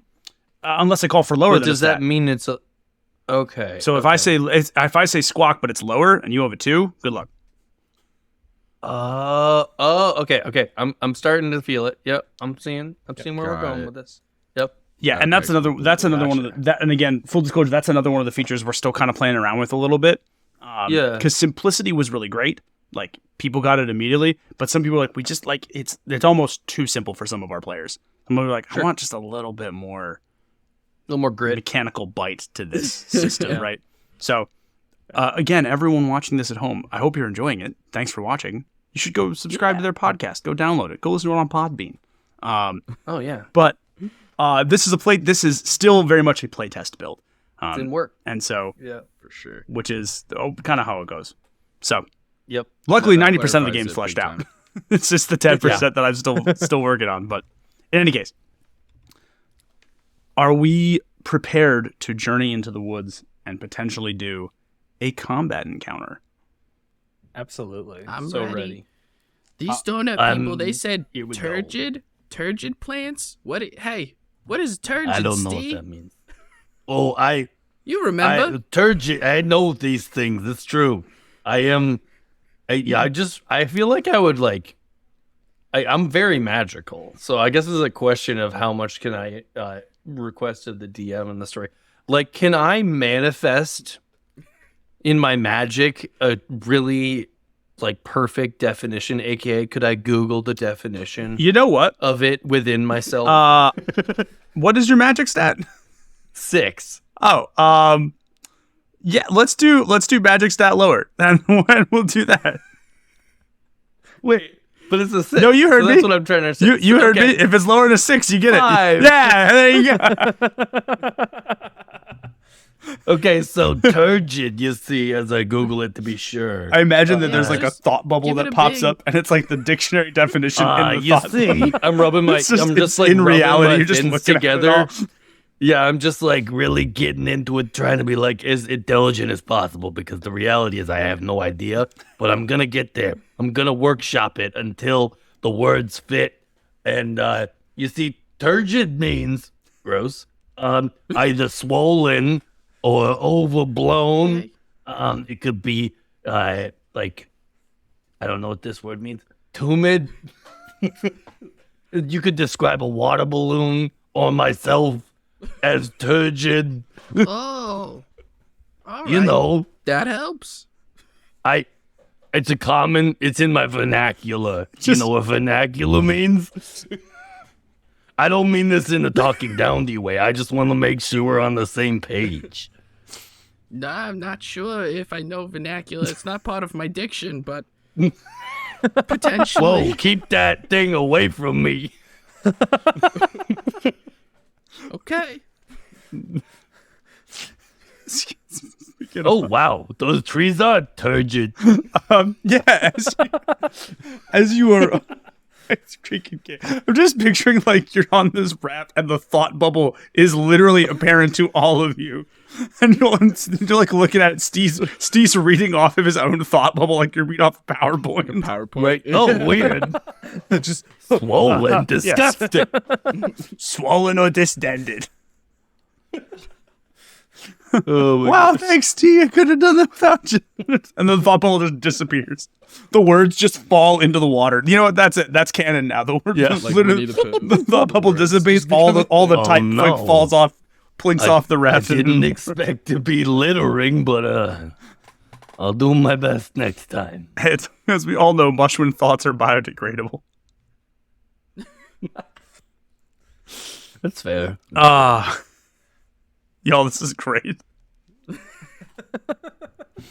Oh, I'm so happy I get to play this with you guys. This is fantastic. All right, so as you are progressing into the forest, you actually do get to see very swollen, distended looking, almost like a moss and a mushroom, sort of are crossed together. Thankfully, not a mushwin. You're all very grateful. No. You're all very grateful for that. But but it's clear that this is where the members of the Citadel get a lot of their building material. You can see that these trees are so massive and so swollen that parts of them have been carved out, and the rest of the mushwin tree is still growing. That is how vast some of them are. Think like redwoods in terms of size. Just far more disgusting and looking. Very turgid. Very turgid. That sound really cleared it up for me. Yeah. I'm glad, Giuseppe. I'm glad. So as you are all sort of paddling forward, you see exactly kind of what they're talking about. You hear something slip into the water, and at this point, you become very apparent that you are now dealing with something in the kelp beneath. Sort of kelp tendrils start to rise up from underneath your makeshift craft, and now we are in a combat encounter. So, Oh no. the way that this works, the Mushuins always act first, because they are the heroes, and also in their little Mushuin brains, hero go first. Yeah, I'm a fun guy. Why would I not go first? I'm a fun guy. I don't take up mushroom. So sorry, everyone.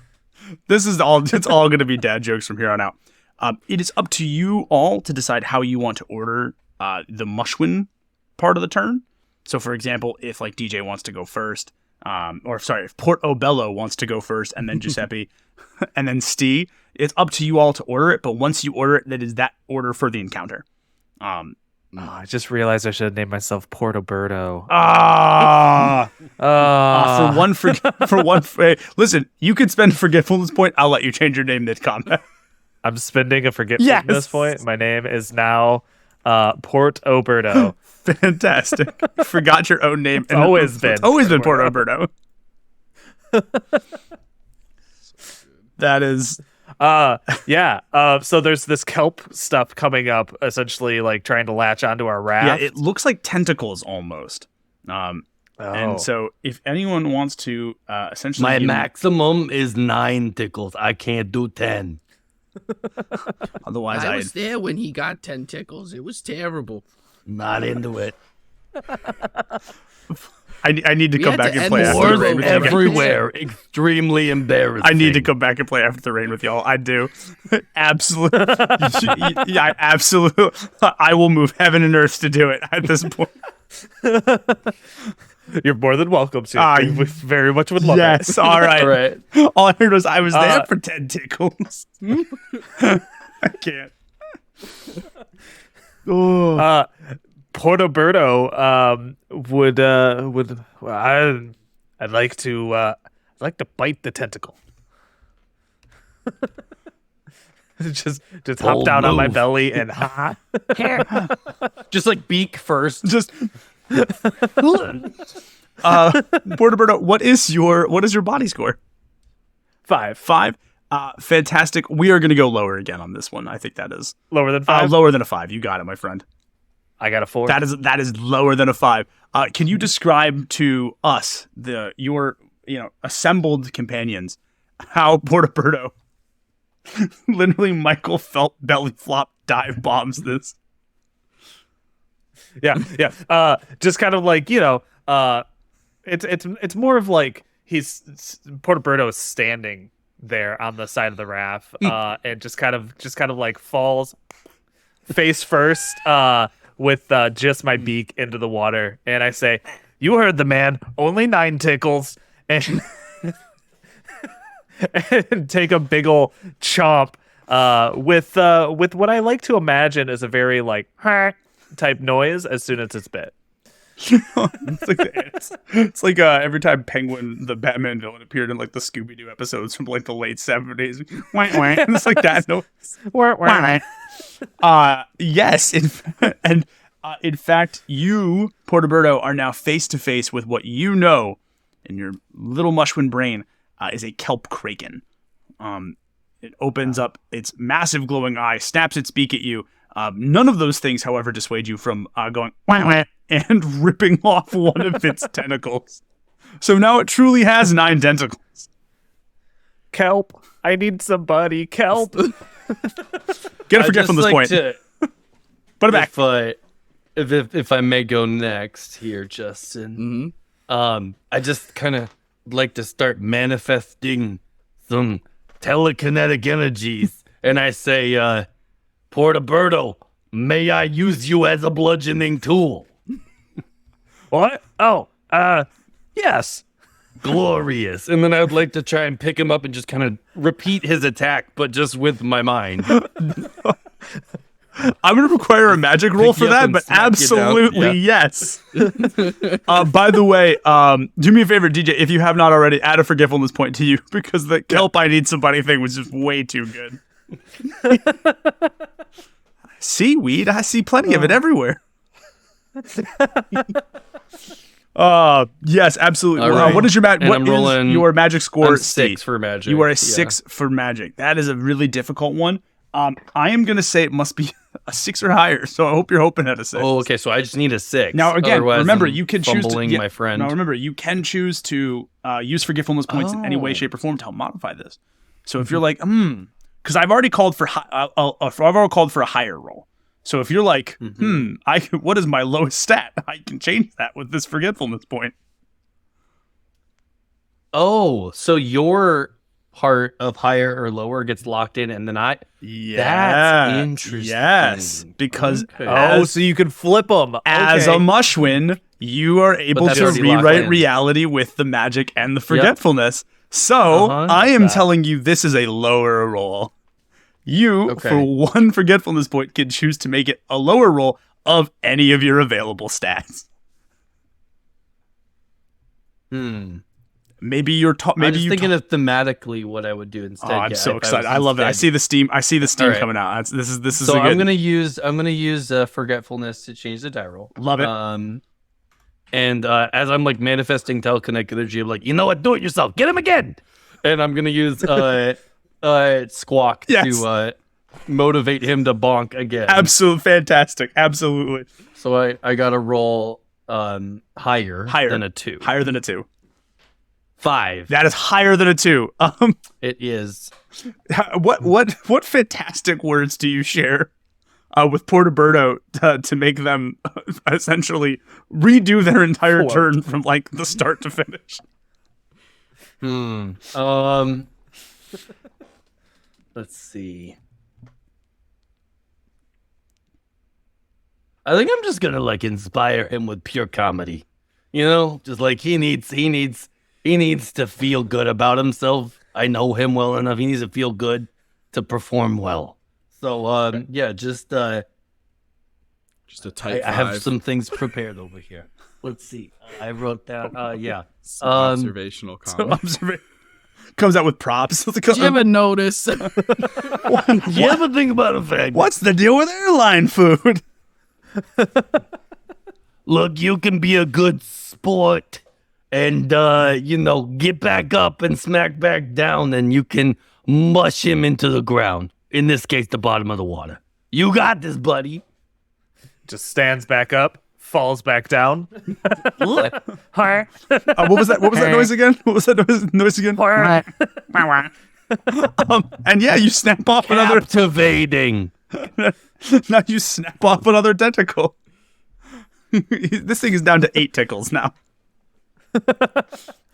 Giuseppe, the Much more within my reasonable amount of tickle. A lot earlier to eat the calamari, the normal. Oh yeah, I love a good Kelpamari. plate of calamars. I'm gonna take some of the licorice, keeping the raft together. I'm gonna take some of that off, and I'm gonna jump in the water and try and tie a group of tentacles together, so that maybe it'll be one easy hit. I love it. I'm gonna give you a forgetfulness point for this check, because you have forgotten that holds the raft together apparently. So there is going to be a complication associated with this check, because you have decided in such regrets. a manner to destroy your own craft, which I absolutely love. I don't know how you're going to get this turgid mushwood back. This. Turgid. We're beings of pure magical might. We got this. That's true. You got it. I will squawk the mushroom got back. But Giuseppe, in honor of how great an idea this is, what stat would you like to use for this check? The penguins of I would like to use body. Fantastic, and body it shall be. The boat is Madagascar level of agility. Here. Yes. Yep. That's exactly it. So in RPGs, like if you ever read an RPG book and like these are the touchstones, this is what inspired us. Ours was like slapstick comedy, the Penguins of Madagascar, Yeah. Adventure Time. Oh, man. We're like this is what. Awesome. And so yes, so the boat is crumbling around you. The graham cracker masts are falling all over the place. It's like, have you ever seen Pirates of the Caribbean and Beckett is walking down as the ship is exploding all around him in slow motion? I would like to point out nothing else is in slow motion, just you, Giuseppe, for this movie. But yes, describe, so let's do body, and your body stat is what again? 4. 4, fantastic. I will let you decide if you would like to do higher or lower. Lower, please. Lower, all right, you got it. I suppose it's kind of right on the cusp. It's just above. Oh, that is a 1. That is a 1. That is a success. Please describe to us how you use the very things once holding your life-giving craft together. Yeah. To bind up your enemy. There's a brief moment, because we're talking kind of slow motion, where I'm just that where Steve and Portoberto are full speed at making these incredible attacks, severing tentacles, and I'm in the background, like slightly out of focus, like DJ's background, just full on planning. And then again with the thought bubble, but a light bulb shows It's an actual up. light bulb. It is an actual light bulb. Yep. I grab the light bulb, break it on the side of the raft like a champagne bottle, use it to cut the Like a shiv. to cut the licorice, and then unfurl it, and like a lasso will, like, moving tentacles all coming out through the surface of the water, will wrap it around a bunch of tentacles and kind of cinch them off. Yes, that works exactly as intended. However, now it is the Kelp Kraken's turn. All right, boys, brace yourselves. Well, and it's going to be hard to brace yourselves because Portoberto is overboard. The boat is going down very quickly. And so this is what's going to happen. So monsters in this game, again, are an opportunity for challenges, right? In our case, it's an opportunity for body challenges for all of you. Because it's going to try to, with its remaining tentacles, or the ones that it is able to slip free from the Giuseppe lassoing, which is much less than normal, it's going to require a body check from you guys. However, I am going to allow that it is higher or lower based on your how much more, or how better able you are to succeed on this task. Usually I would say it's whichever one is worse, but Giuseppe has managed to actually bind up most of the tentacles. And so It's kind of like an advantage mechanic. yes, a little bit there. like an Yeah. advantage or a disadvantage mechanic, right? Yeah. It's gonna be that. lower. It's going to be lower. I gotta go higher than a 2. I'm gonna go lower. 6, baby. It's higher than a 2. I 2. I failed. I had to roll above. I had to roll below a 5, and I got a 6. So if any of you have failed, I'm going to rule that you would take 2 body damage. This does not impact your rolls for body, by the way. This just means that this is your hit points. Oh, okay. Yep. So you have taken. So again, body is your hit points. Ow. Yep. You're going to take 2. And the Kelp Creakin's turn is finished, which means we go back to Portoberto.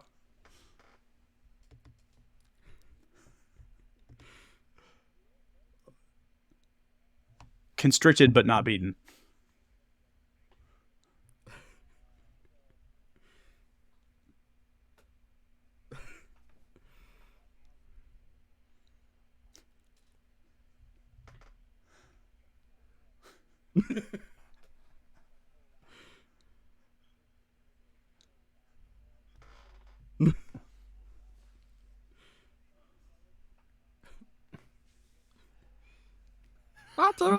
Who's volunteering to die? Whatever you need, boss. He like salutes with his little cherry stem. He just kind of I'm assuming you are spending some forgetfulness points to add these cherry Yes, bombs. I am. Fantastic. I'm going to say that this does make sense within our game world. So I will have you spend 2 forgetfulness points for that. Fantastic. For the sentient cherry bombs that worship you, I guess, and want to die in your service. Oh my goodness. I'm gonna say that's a squawk roll I'm absolutely okay with that. to convince them. Look at me. I'm the captain now. It could go either way. I have a 3, right? So what is that? Higher or lower? Whichever you'd prefer at this point. The idea of the sentient cherry bombs higher. is so good, dude. All right, let's go lower because last time I said lower Fantastic. and I failed, Ooh, and risky, therefore if I baby. go lower this time, I got a 1. That is lower. oh, smart boy. That is lowest. lower. Please describe Statistics. the cherry bomb's final moments. Somehow torpedoes through the water. And you just see as Berto twists up the stem, and it becomes a little propeller, and that's it. And Heads then right it towards cuts the to face. slow mo. Cuts to slow mo. Yeah. Face shaking. And like a quick flashback of being like, Honey, I'm gonna be home later tonight. Don't worry about me. We need no, more fans sorry, that was because sad. this would be like if we sad. had more fans, somebody who could animate this. Oh my- this is the clip. No. I will send this to our artist. Reggie will animate this. Yes. She Oh my will. God, Don't I she need she it. dead ass will. I know she will. She's gonna watch this clip and be like, "This is the greatest thing." Whenever this is done, I need y'all to send this to me. I'm gonna clip this and use this for the Kickstarter. For the Kickstarter. I'm just picturing the Guts theme song from Berserk 2 playing.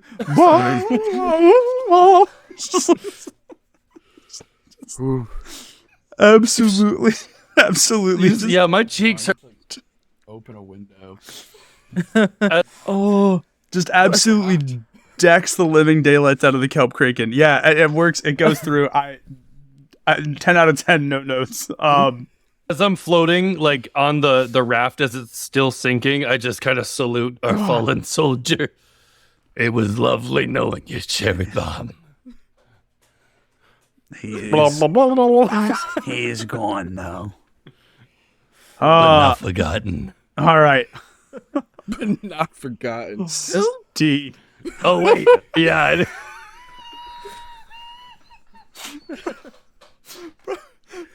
Not yet forgotten. Giuseppe's Excuse me. character just slays me. Giuseppe's because every time Giuseppe's like, "What? What are we doing?" What are we forgetting? Oh, Just racking forgetfulness points. Yeah, I mean, take another one. It doesn't take another one. No, take another one, Giuseppe. You're getting another one. Hey, there we go.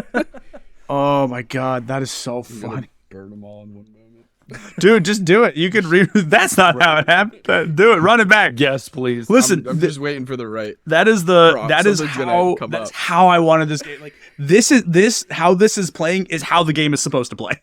Good. Yeah, if your game of Mushuins is not a slapstick Looney Tunes esque like slugfest, Oh my gosh. it is the wrong game. Like you're in the wrong place. Oh, that's what I do. All Every right, time I design so, a serious game, I have to design a goofy one afterwards to balance it out. It's like I can't. All right, fellas. I think we might need to sporadically pace ourselves to search out through the woods here for what we're looking for. Oh, What are we looking for again, bud? We're looking for some. Turgid. I'm forgetting. Oh no. I'm sorry. The kelp kraken is not dead, by the way. It is still very much. no, it is still very much. It's. We've forgotten about We've the forgotten Kelp about Move on. You forgot, remember? How dare you? Let's be very clear. First off, but what? Yeah. So you are. By the Well, I way, guess you then are it's in the my water. turn. There are explosions happening. You're pretty sure you watched a sentient cherry bomb whisper that it was 1 week away from retirement.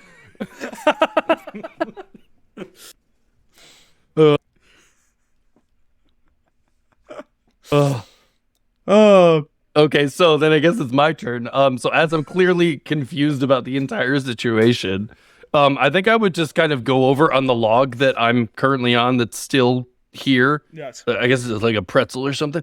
Kind of make my way over and I just kind of look down into the water for where Porto Berto might be and see if I can get him up and out. Yeah, that's fine. I'm gonna say that magic or body. Your choice. On that's Steel's still choice. here. I guess, more so just like trying to like sense him. Like Professor X. My magic is a 6. X-Wing.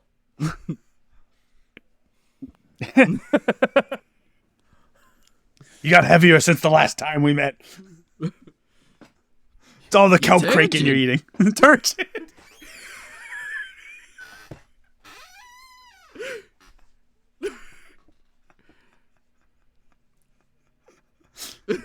DJ, am I the turgid one with a question mark at the title of your autobiography?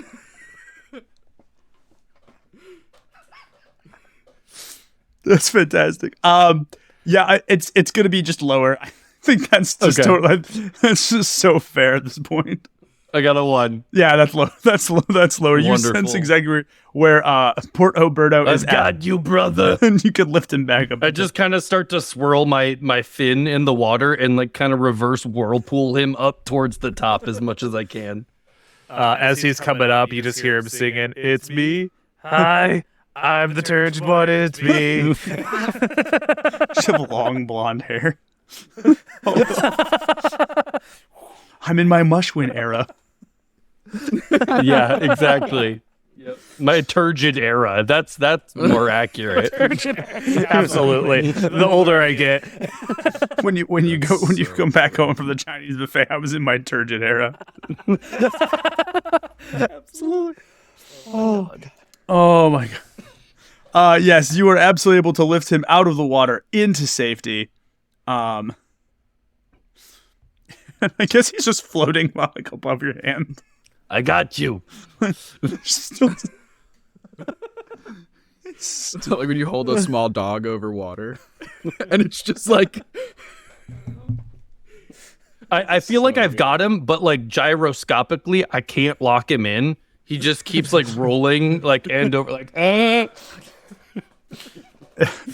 Oh my god, it's like one of those like skydiving places where it's like the big turbine. Yeah, in the exactly. roof. Like, just keep flipping end over end. Yep. All right, and on that note, Giuseppe, okay. this poor kelp kraken is just having the worst day of its life. I hope it's confused. Which is perplexed. what I think I'm gonna capitalize on, because I'm hoping to. I know I said I was gonna use all 5 for a rewrite, but I might burn 2 to add something in if makes sense. Oh, I'm ready. So the raft is sinking, Yes, correct? absolutely. Okay. I would like to take out of my pockets a violin.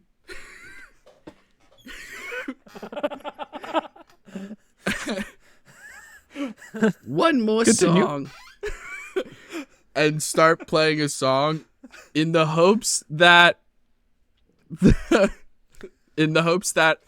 I can convince through song. I'm sure Portoberto can sing some beautiful lyrics alongside this, but in the hopes that the Kraken will give up its endeavor of attacking us. In And the carry on. arms of a Mushuin.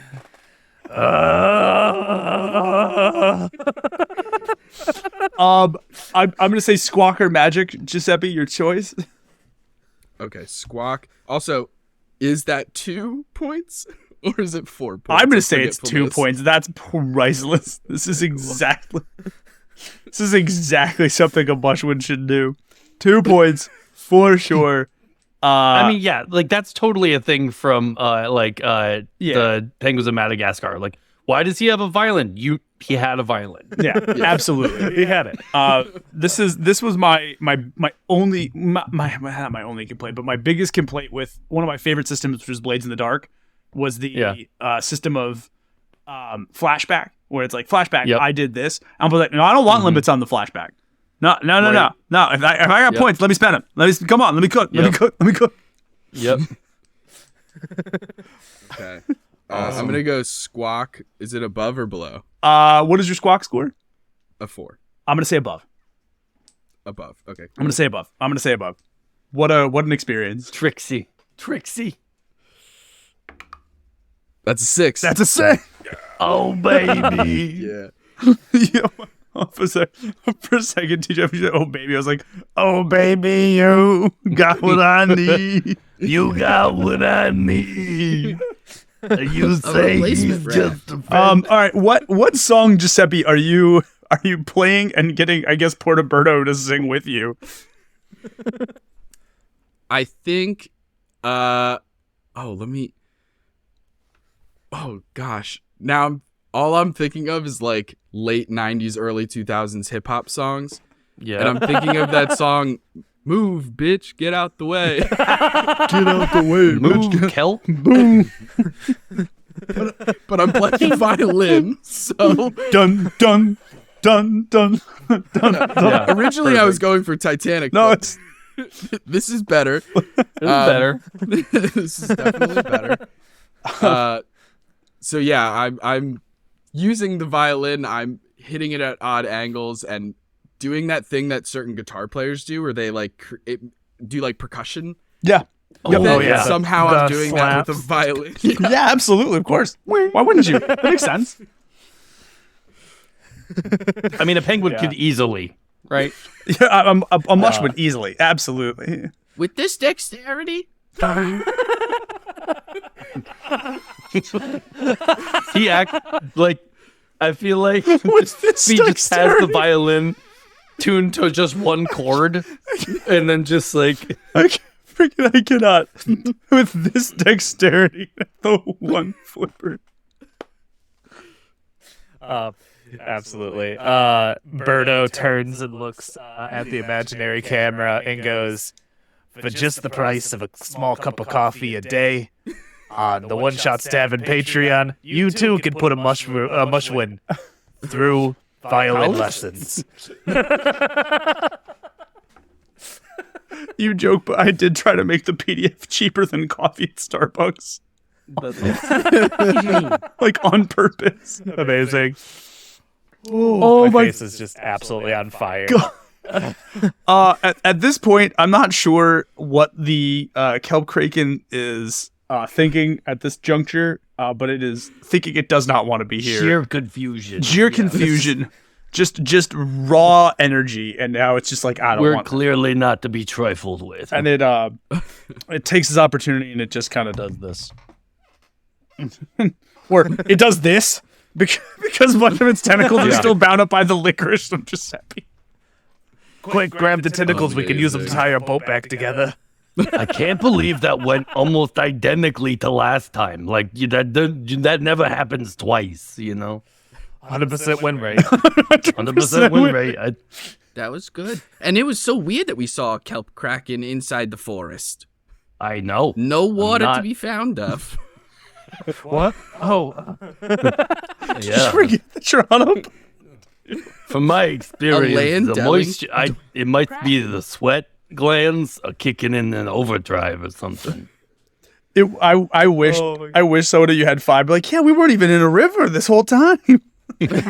just on a boat, just like, how'd that kraken even get here? Just casually rewrite the geography of the game world. Why not? Let's do it. Yep. Totally. Oh my god. So, Guys, is this where I believe we've arrived at our goal. We're here in the forest. I've done my best. Our adventure seems to be at a conclusion. Do we set up a house here? What are we doing now? so if we were going to play this further, you guys would bring it back. We'd probably have one more encounter of some kind. My guess is probably either another role-playing encounter, maybe a puzzle encounter of some kind. And then that would be our session. I want to give you some time to ask questions about the game, and we can talk about the Kickstarter a little for bit. sure. Absolutely. But thank Thank you. you so much. Thank was awesome. Thank you three. If you don't think I'm putting 8 Tickles, the Kelp Kraken, as one of the named monsters in the book as an homage to you all, you're out of your minds. I'm 1,000% doing that. I wrote that down. I'm like, 8 Tickles. I'm like, that's fantastic. I can't. Well, I can't wait because I have back. I know. I saw it. I was like, for the physical. So this was y'all are exactly who I would like to play this game with and who I designed this game for. For children. Oh, I am also a giant child. Exactly. Yeah, so that's exactly why. children with enough pop cultural references to really just sprinkle it in there. I mean, here's the thing. Having played Mushuins with kids, it's less pop culture reference and more just absolutely unhinged creativity, and that's exactly what I like. Yes. Oh my! Like one kid's like, "Well, that's not how it happened at all. We were on airships, and at no point were airships involved. But now we have airships, and it's like, wait, what? It's like a Snoopy Red Baron, but like it's a Mushuin. That's not what happened at all. I'm actually the king of the Mushuins.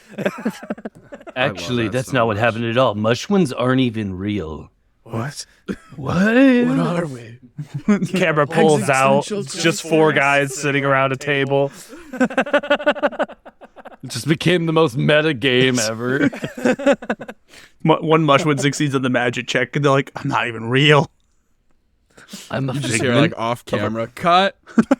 Cut. Great take, guys. The Mushuin's method acting again.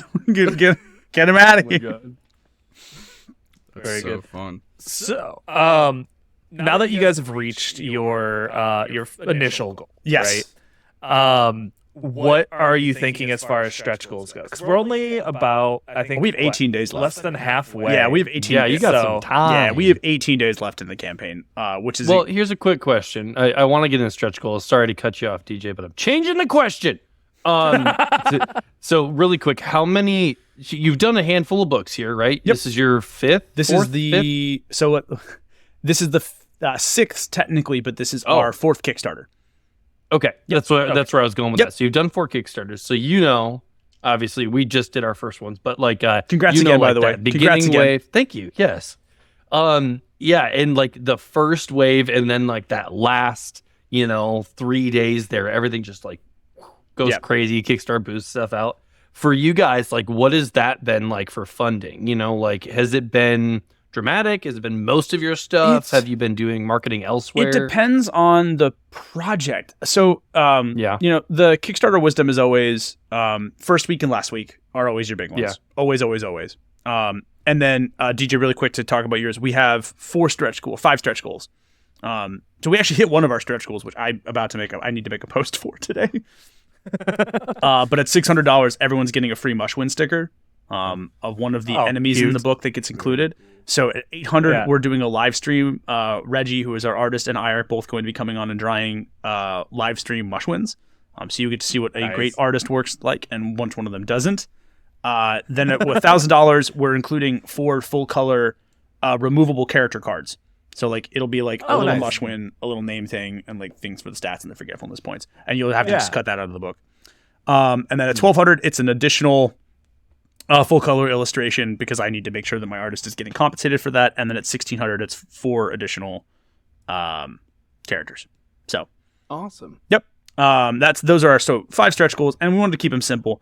So, but again, the cool part about first and last week is that like we always know that there's some sort of expectation of first and last week.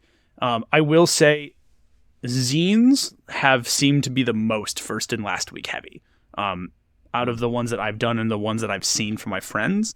Like, so like we were very close to funding for Mushuins initially, just off rip, right? And now, so like within the first week, and then last week, I'm sure it'll be probably the same thing. It was the same thing for A Fear Within. We did that one as a part of Zine Month as well. And so that is very much the same thing. But like Lighthouse, which we just funded this past year, or like back in November, was huge first week, huge last week, but the tail of that game was so much bigger. Like the tail end of that backstart, like the I want to say the last like 3 or 4 weeks of that campaign, like pretty solid backings, pretty solid contributions to the campaign were coming in like each day. It was really weird. I hadn't seen that before. Yeah. And After the Rain was kind of the same way. So I don't know if it's just a like carryover of it's an actual bound book, or if versus like a heavy cardstock zine or a full color cardstock zine. I'm not sure if that like the medium plays any difference in it, and it might. But go ahead, Justin. Going off of that, just for DJ and Andrew, I'm sure they don't know. Define zine in this context. So that's a great question for people who we're sitting here talking about zines. So Kickstarter every February does something called Zine Quest. And zine here is short for magazine. It is a throwback to basically the old punk zines that people used to make in like the late 80s, early 90s. And there's a sort of spirit of kind of freewheeling creativity that goes into it. It's usually less, I don't want to say less production value because I think that takes away from like the work that people do on zines, but it's a different product. So like, for example, our stuff, I keep like looking around because I thought I had a copy of A Fear Within next to me, but I'm just going to go get one. I'll be right back. It's going to take 2 seconds. Yeah. I had a hunch it was short for magazine, but I was like, I had friends that are like, "What's a zine?" And I'm like, "1 second." So A Fear Within, for example, it's heavy cardstock, as opposed to like being an actual bound book. So again, a lot of these are sort of shark. A lot of these are sort of this I don't want to say DIY feel, but there's this very community-driven feel to the idea of Zine Month, and that's really what it is. It's for people who want to make small batch. Usually they're weird, they're off the wall. It's either niche in terms of theme or in terms of rule set, or it's trying something different. It's really done just to sort of encourage a high level of creativity. And again, you have zines that look like ours. You have zines that are like pamphlets. A friend of ours does a game where like you are a sentient stick of butter. It's a solo RPG where you're a stick of butter in the kitchen, and that looks like a travel brochure. It's like a front and back travel brochure. That's their zine. So again, it's to evoke this sort of folk magazine environment that unfortunately is no longer really, as prevalent now in the culture or the zeitgeist as it used to be. But it's that essentially. It's a bunch of creators coming together to make small, weird, overly creative, experimental stuff, and Kickstarter kind of signal boosts it every February for Zine Month. And so that's what a zine is. It's short for magazine in this case. Long answer to a short question. And it's like it's the lower barrier of entry, I think, that is so attractive for so many people, because you can also just like go to like, I've been to like a farmer's market before where like a local artist has just taken their art, like their paintings or whatever, done a little extra maybe design and layout, and then they've printed off a zine, and it's just like, hey, here's a bookified version of my art or expression. And then they also can be really political too, like where they're more activist driven. It's kind of like that, or like you mentioned, like the punk scene early on, and really driving the kind of like, this doesn't need to be complicated for me to publish my ideas, and then that being the heart behind it. And then like that kind of just grew in the, TTRPG community a lot. And I don't know when Zine Quest started. Do you know? I'm not sure how off long rip, ago? but I will say the Venn diagram of like former punks and RPG designers is almost a circle. Like it. Yep. But yeah, the lower price point too is something that's like hugely attractive. Like our PDF for Mushuins, like if you just want the digital copy, is $6 during the Kickstarter. Yeah. It is not going to be $6 at post Kickstarter, but it's $6. Yeah, I mean, it's gonna be that's common $6 during Zine Quest, right? Yep. So like it's we've done a couple episodes on it because we both DJ and I both participated in it.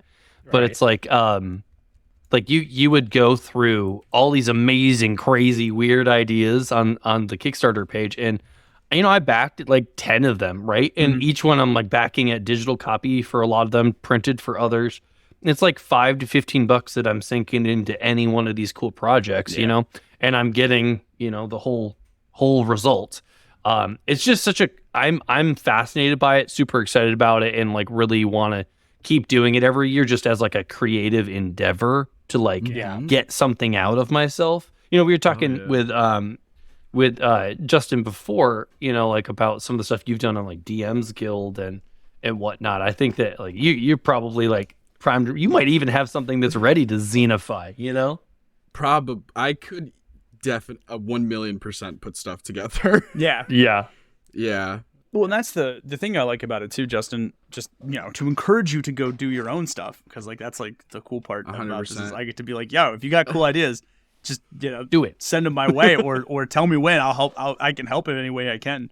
But that's like the community aspect of it is huge, right? Like it's all a lot of us are just like, I mean, I started Desks and Dorks because I got tired of people in the industry being like, hey, like we'd love to hire you, you're awesome, but we're not going to hire you. I'm like, well, I'll just do my own thing then. Right. And so but I'm not alone in that. And there are a lot of people who I've met that are like in positions of like, not power, but in positions of creative authority, influence, and want to help foster a sense of community. And that's been the best part. And Zine Month is kind of that sentiment coalesced where it's like, oh yeah, like we're all just doing I know established designers who are like just flexing their muscles, doing the weirdest crap they can possibly think of for Zine Quest. And it's a good way to like get people out there and encourage people to make something.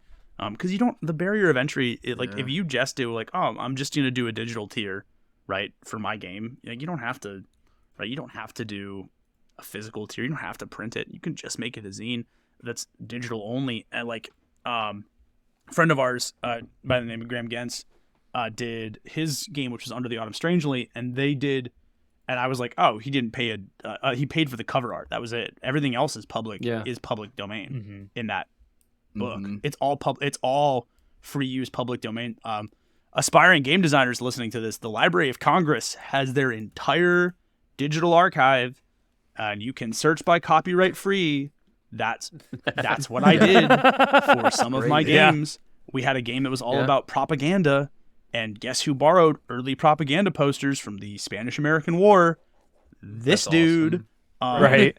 That's amazing. You could come up with a whole zine idea just on free use. You're looking at free use stuff. That's awesome. We should do that. We should all do that. We should do a free use public zine. But like that's the or like another friend of ours did his solo RPG, which was I think the 13th Beast is the name of it. It's Excellent Press, but it's a solo monster hunting RPG, and it's all stuff. I'm like, so full disclosure, I'm Catholic. And I was like, oh, you borrowed all this stuff from the Malleus Maleficarum, which is a witch hunting manual from the 1400s. I was like, and it's all public use. I'm like, all this art is from the Malleus Maleficarum. I know it is because I have a history degree and I've looked at the transcripts. I was like, again, it looks like an authentic witch hunting, monster hunting RPG because he just borrowed the public use stuff. Like guys, like there's no excuse to the listeners. There's no excuse if you want to make a game to not make a game. Yeah, You just do it. The ones that you can come up with, we can debunk them quickly. For sure. Yeah, Justin, go for it. So this question, I guess, is for all three of you, actually. Yeah. If I could just steal the spotlight for a moment. At what point in your process, and maybe like even just inner monologue of like debating, at what point of your creative process were you at when you were like, now let's do the Kickstarter? Like where you like 50% done with your product and then put it on the Kickstarter? Like that, you know, I'm just like curious about. I think it's different for all of us. Yeah. So for me, with Pink Security, my wife and I wrote a graphic novel after I got fired last year. And so like we just sat down and like we wrote it, and then we're like, yeah, we don't really have 16 grand to like have it drawn, but like we got a nice manuscript.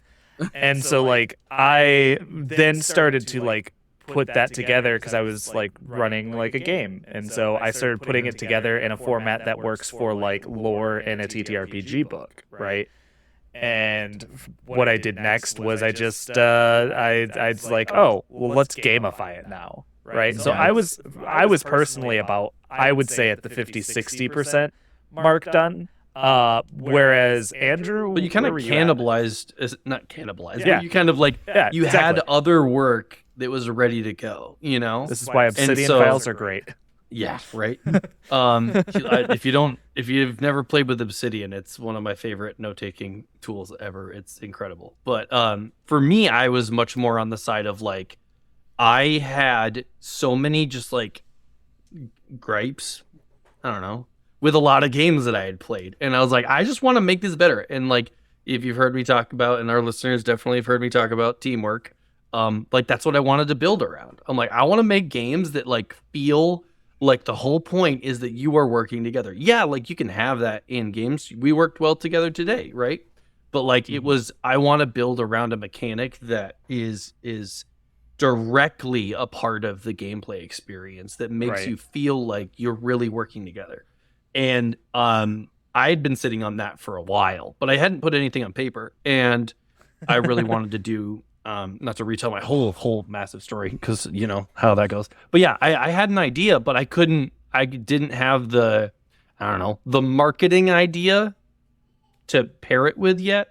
And my wife was like, hey, you love Ender's Game. I love Ender's Game. What about Ender's Game? And I'm like, you have no idea how good of an idea that was. Yes, I'm doing that. Right.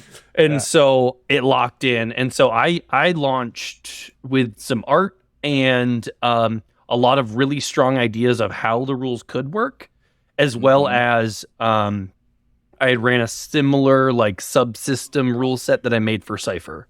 And so I had ran a version of how I wanted it to feel in a different system. And then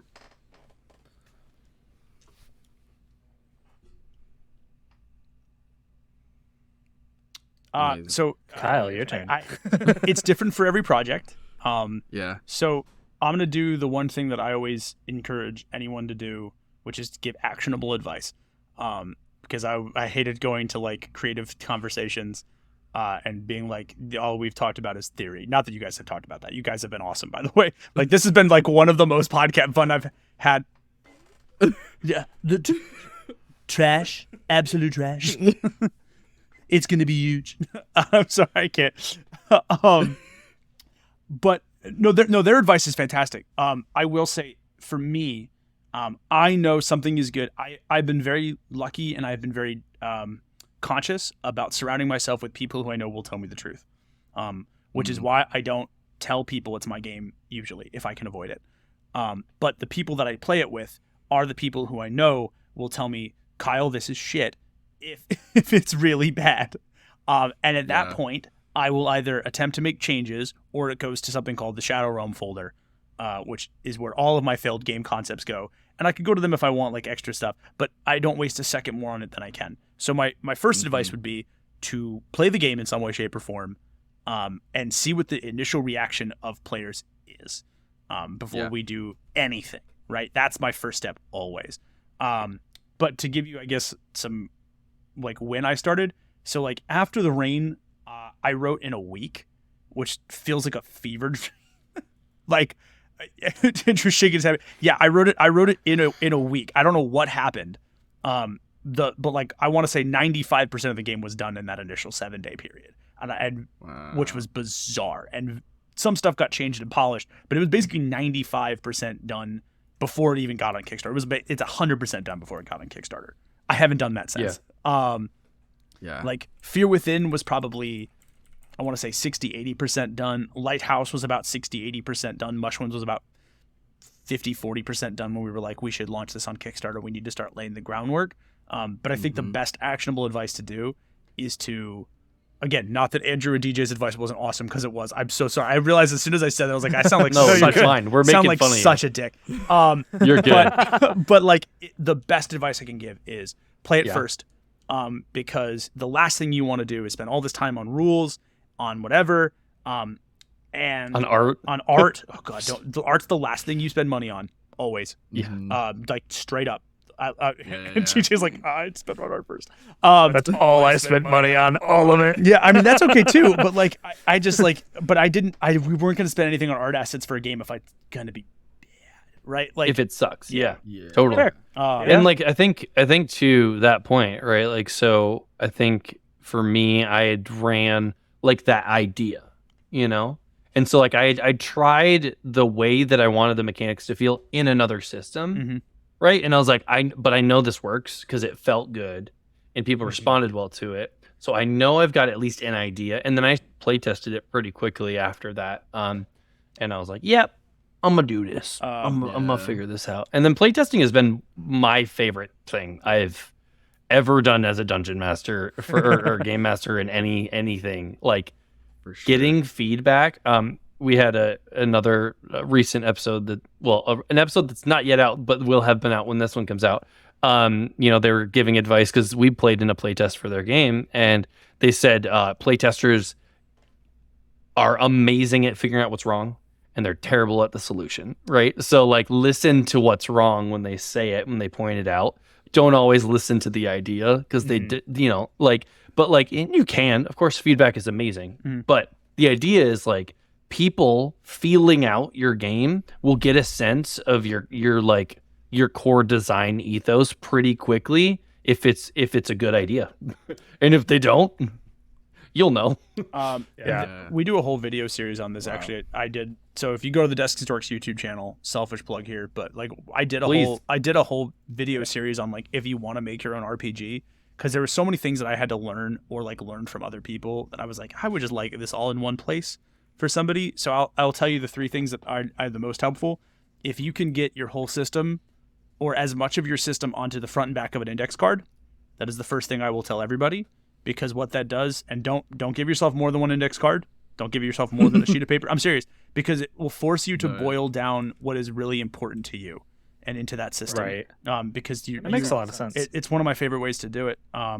There's a guy I met actually at the last Save Against Fear who's doing a not horror, but like a nostalgia horror RPG about being in the car with your parents late at night, and he wanted to evoke all this sort of feeling.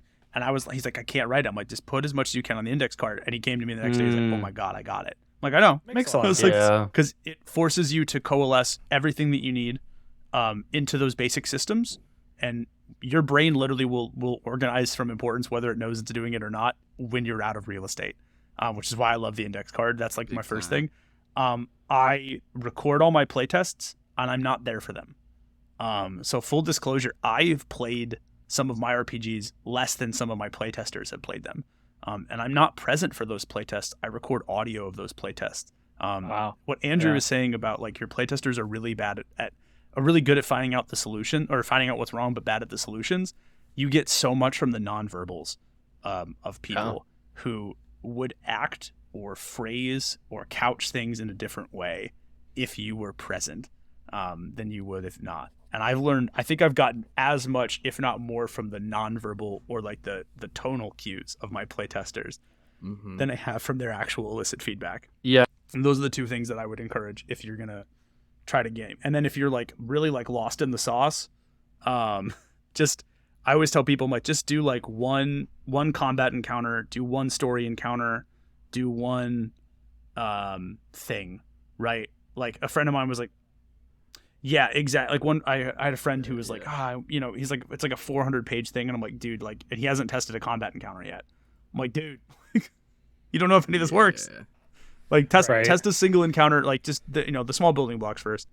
This is the stuff I love. This is like the nitty-gritty stuff that I had to learn the hard way over like years. Like, and I wish someone had just been like, do these things.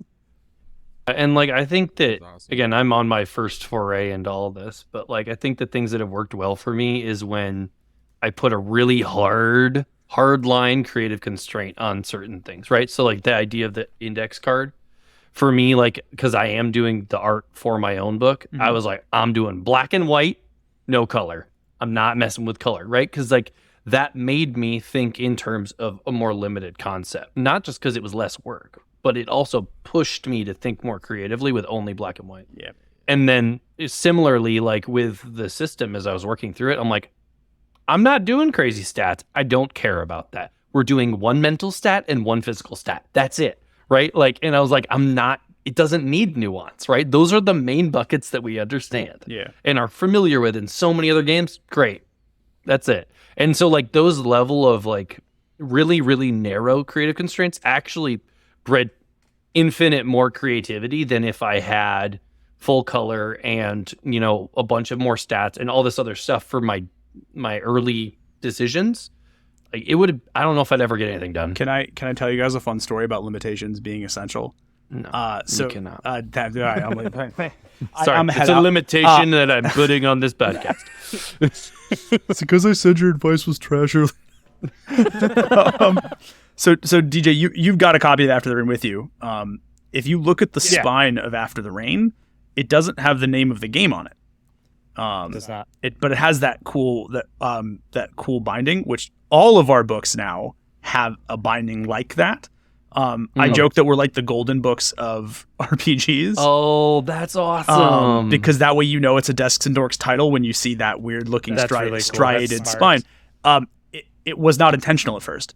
The publishing company that we went with couldn't put the name of the book on the spine because the page count was too small.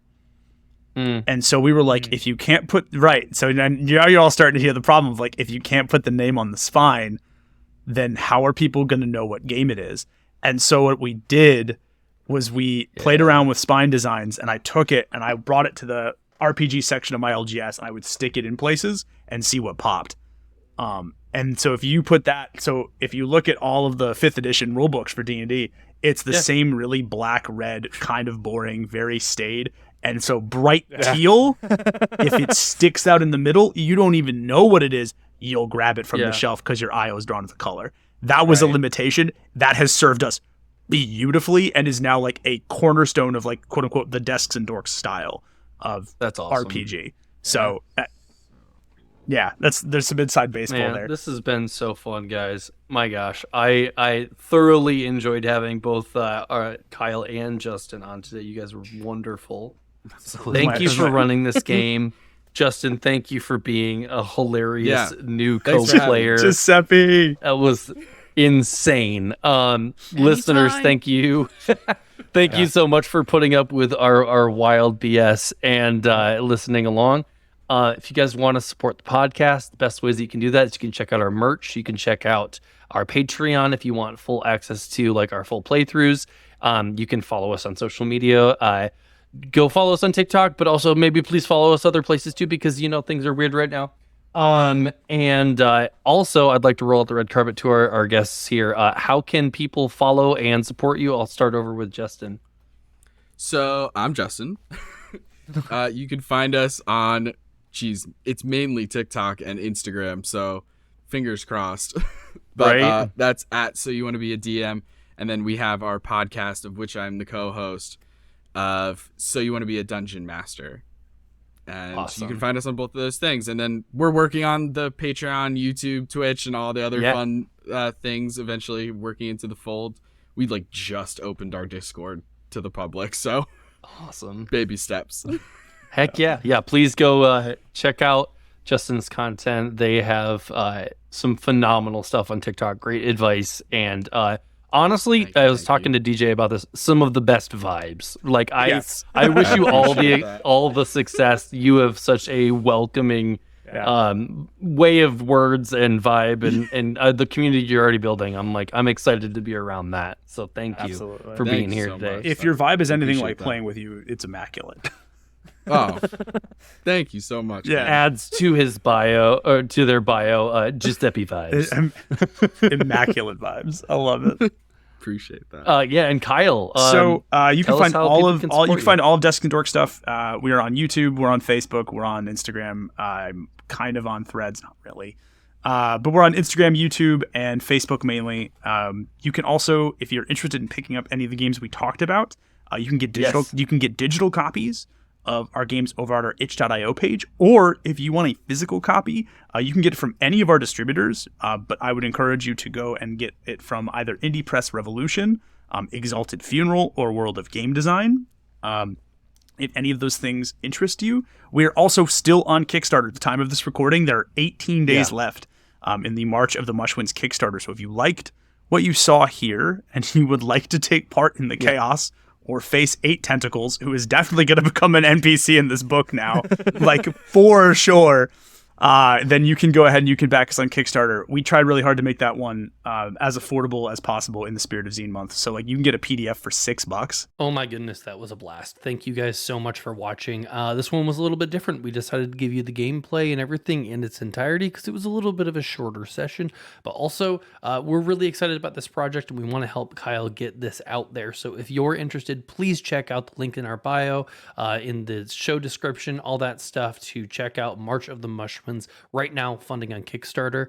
Also, thank you very much. Leave a review if you could, leave a like, if you could subscribe if you're over on YouTube. It means the world to us.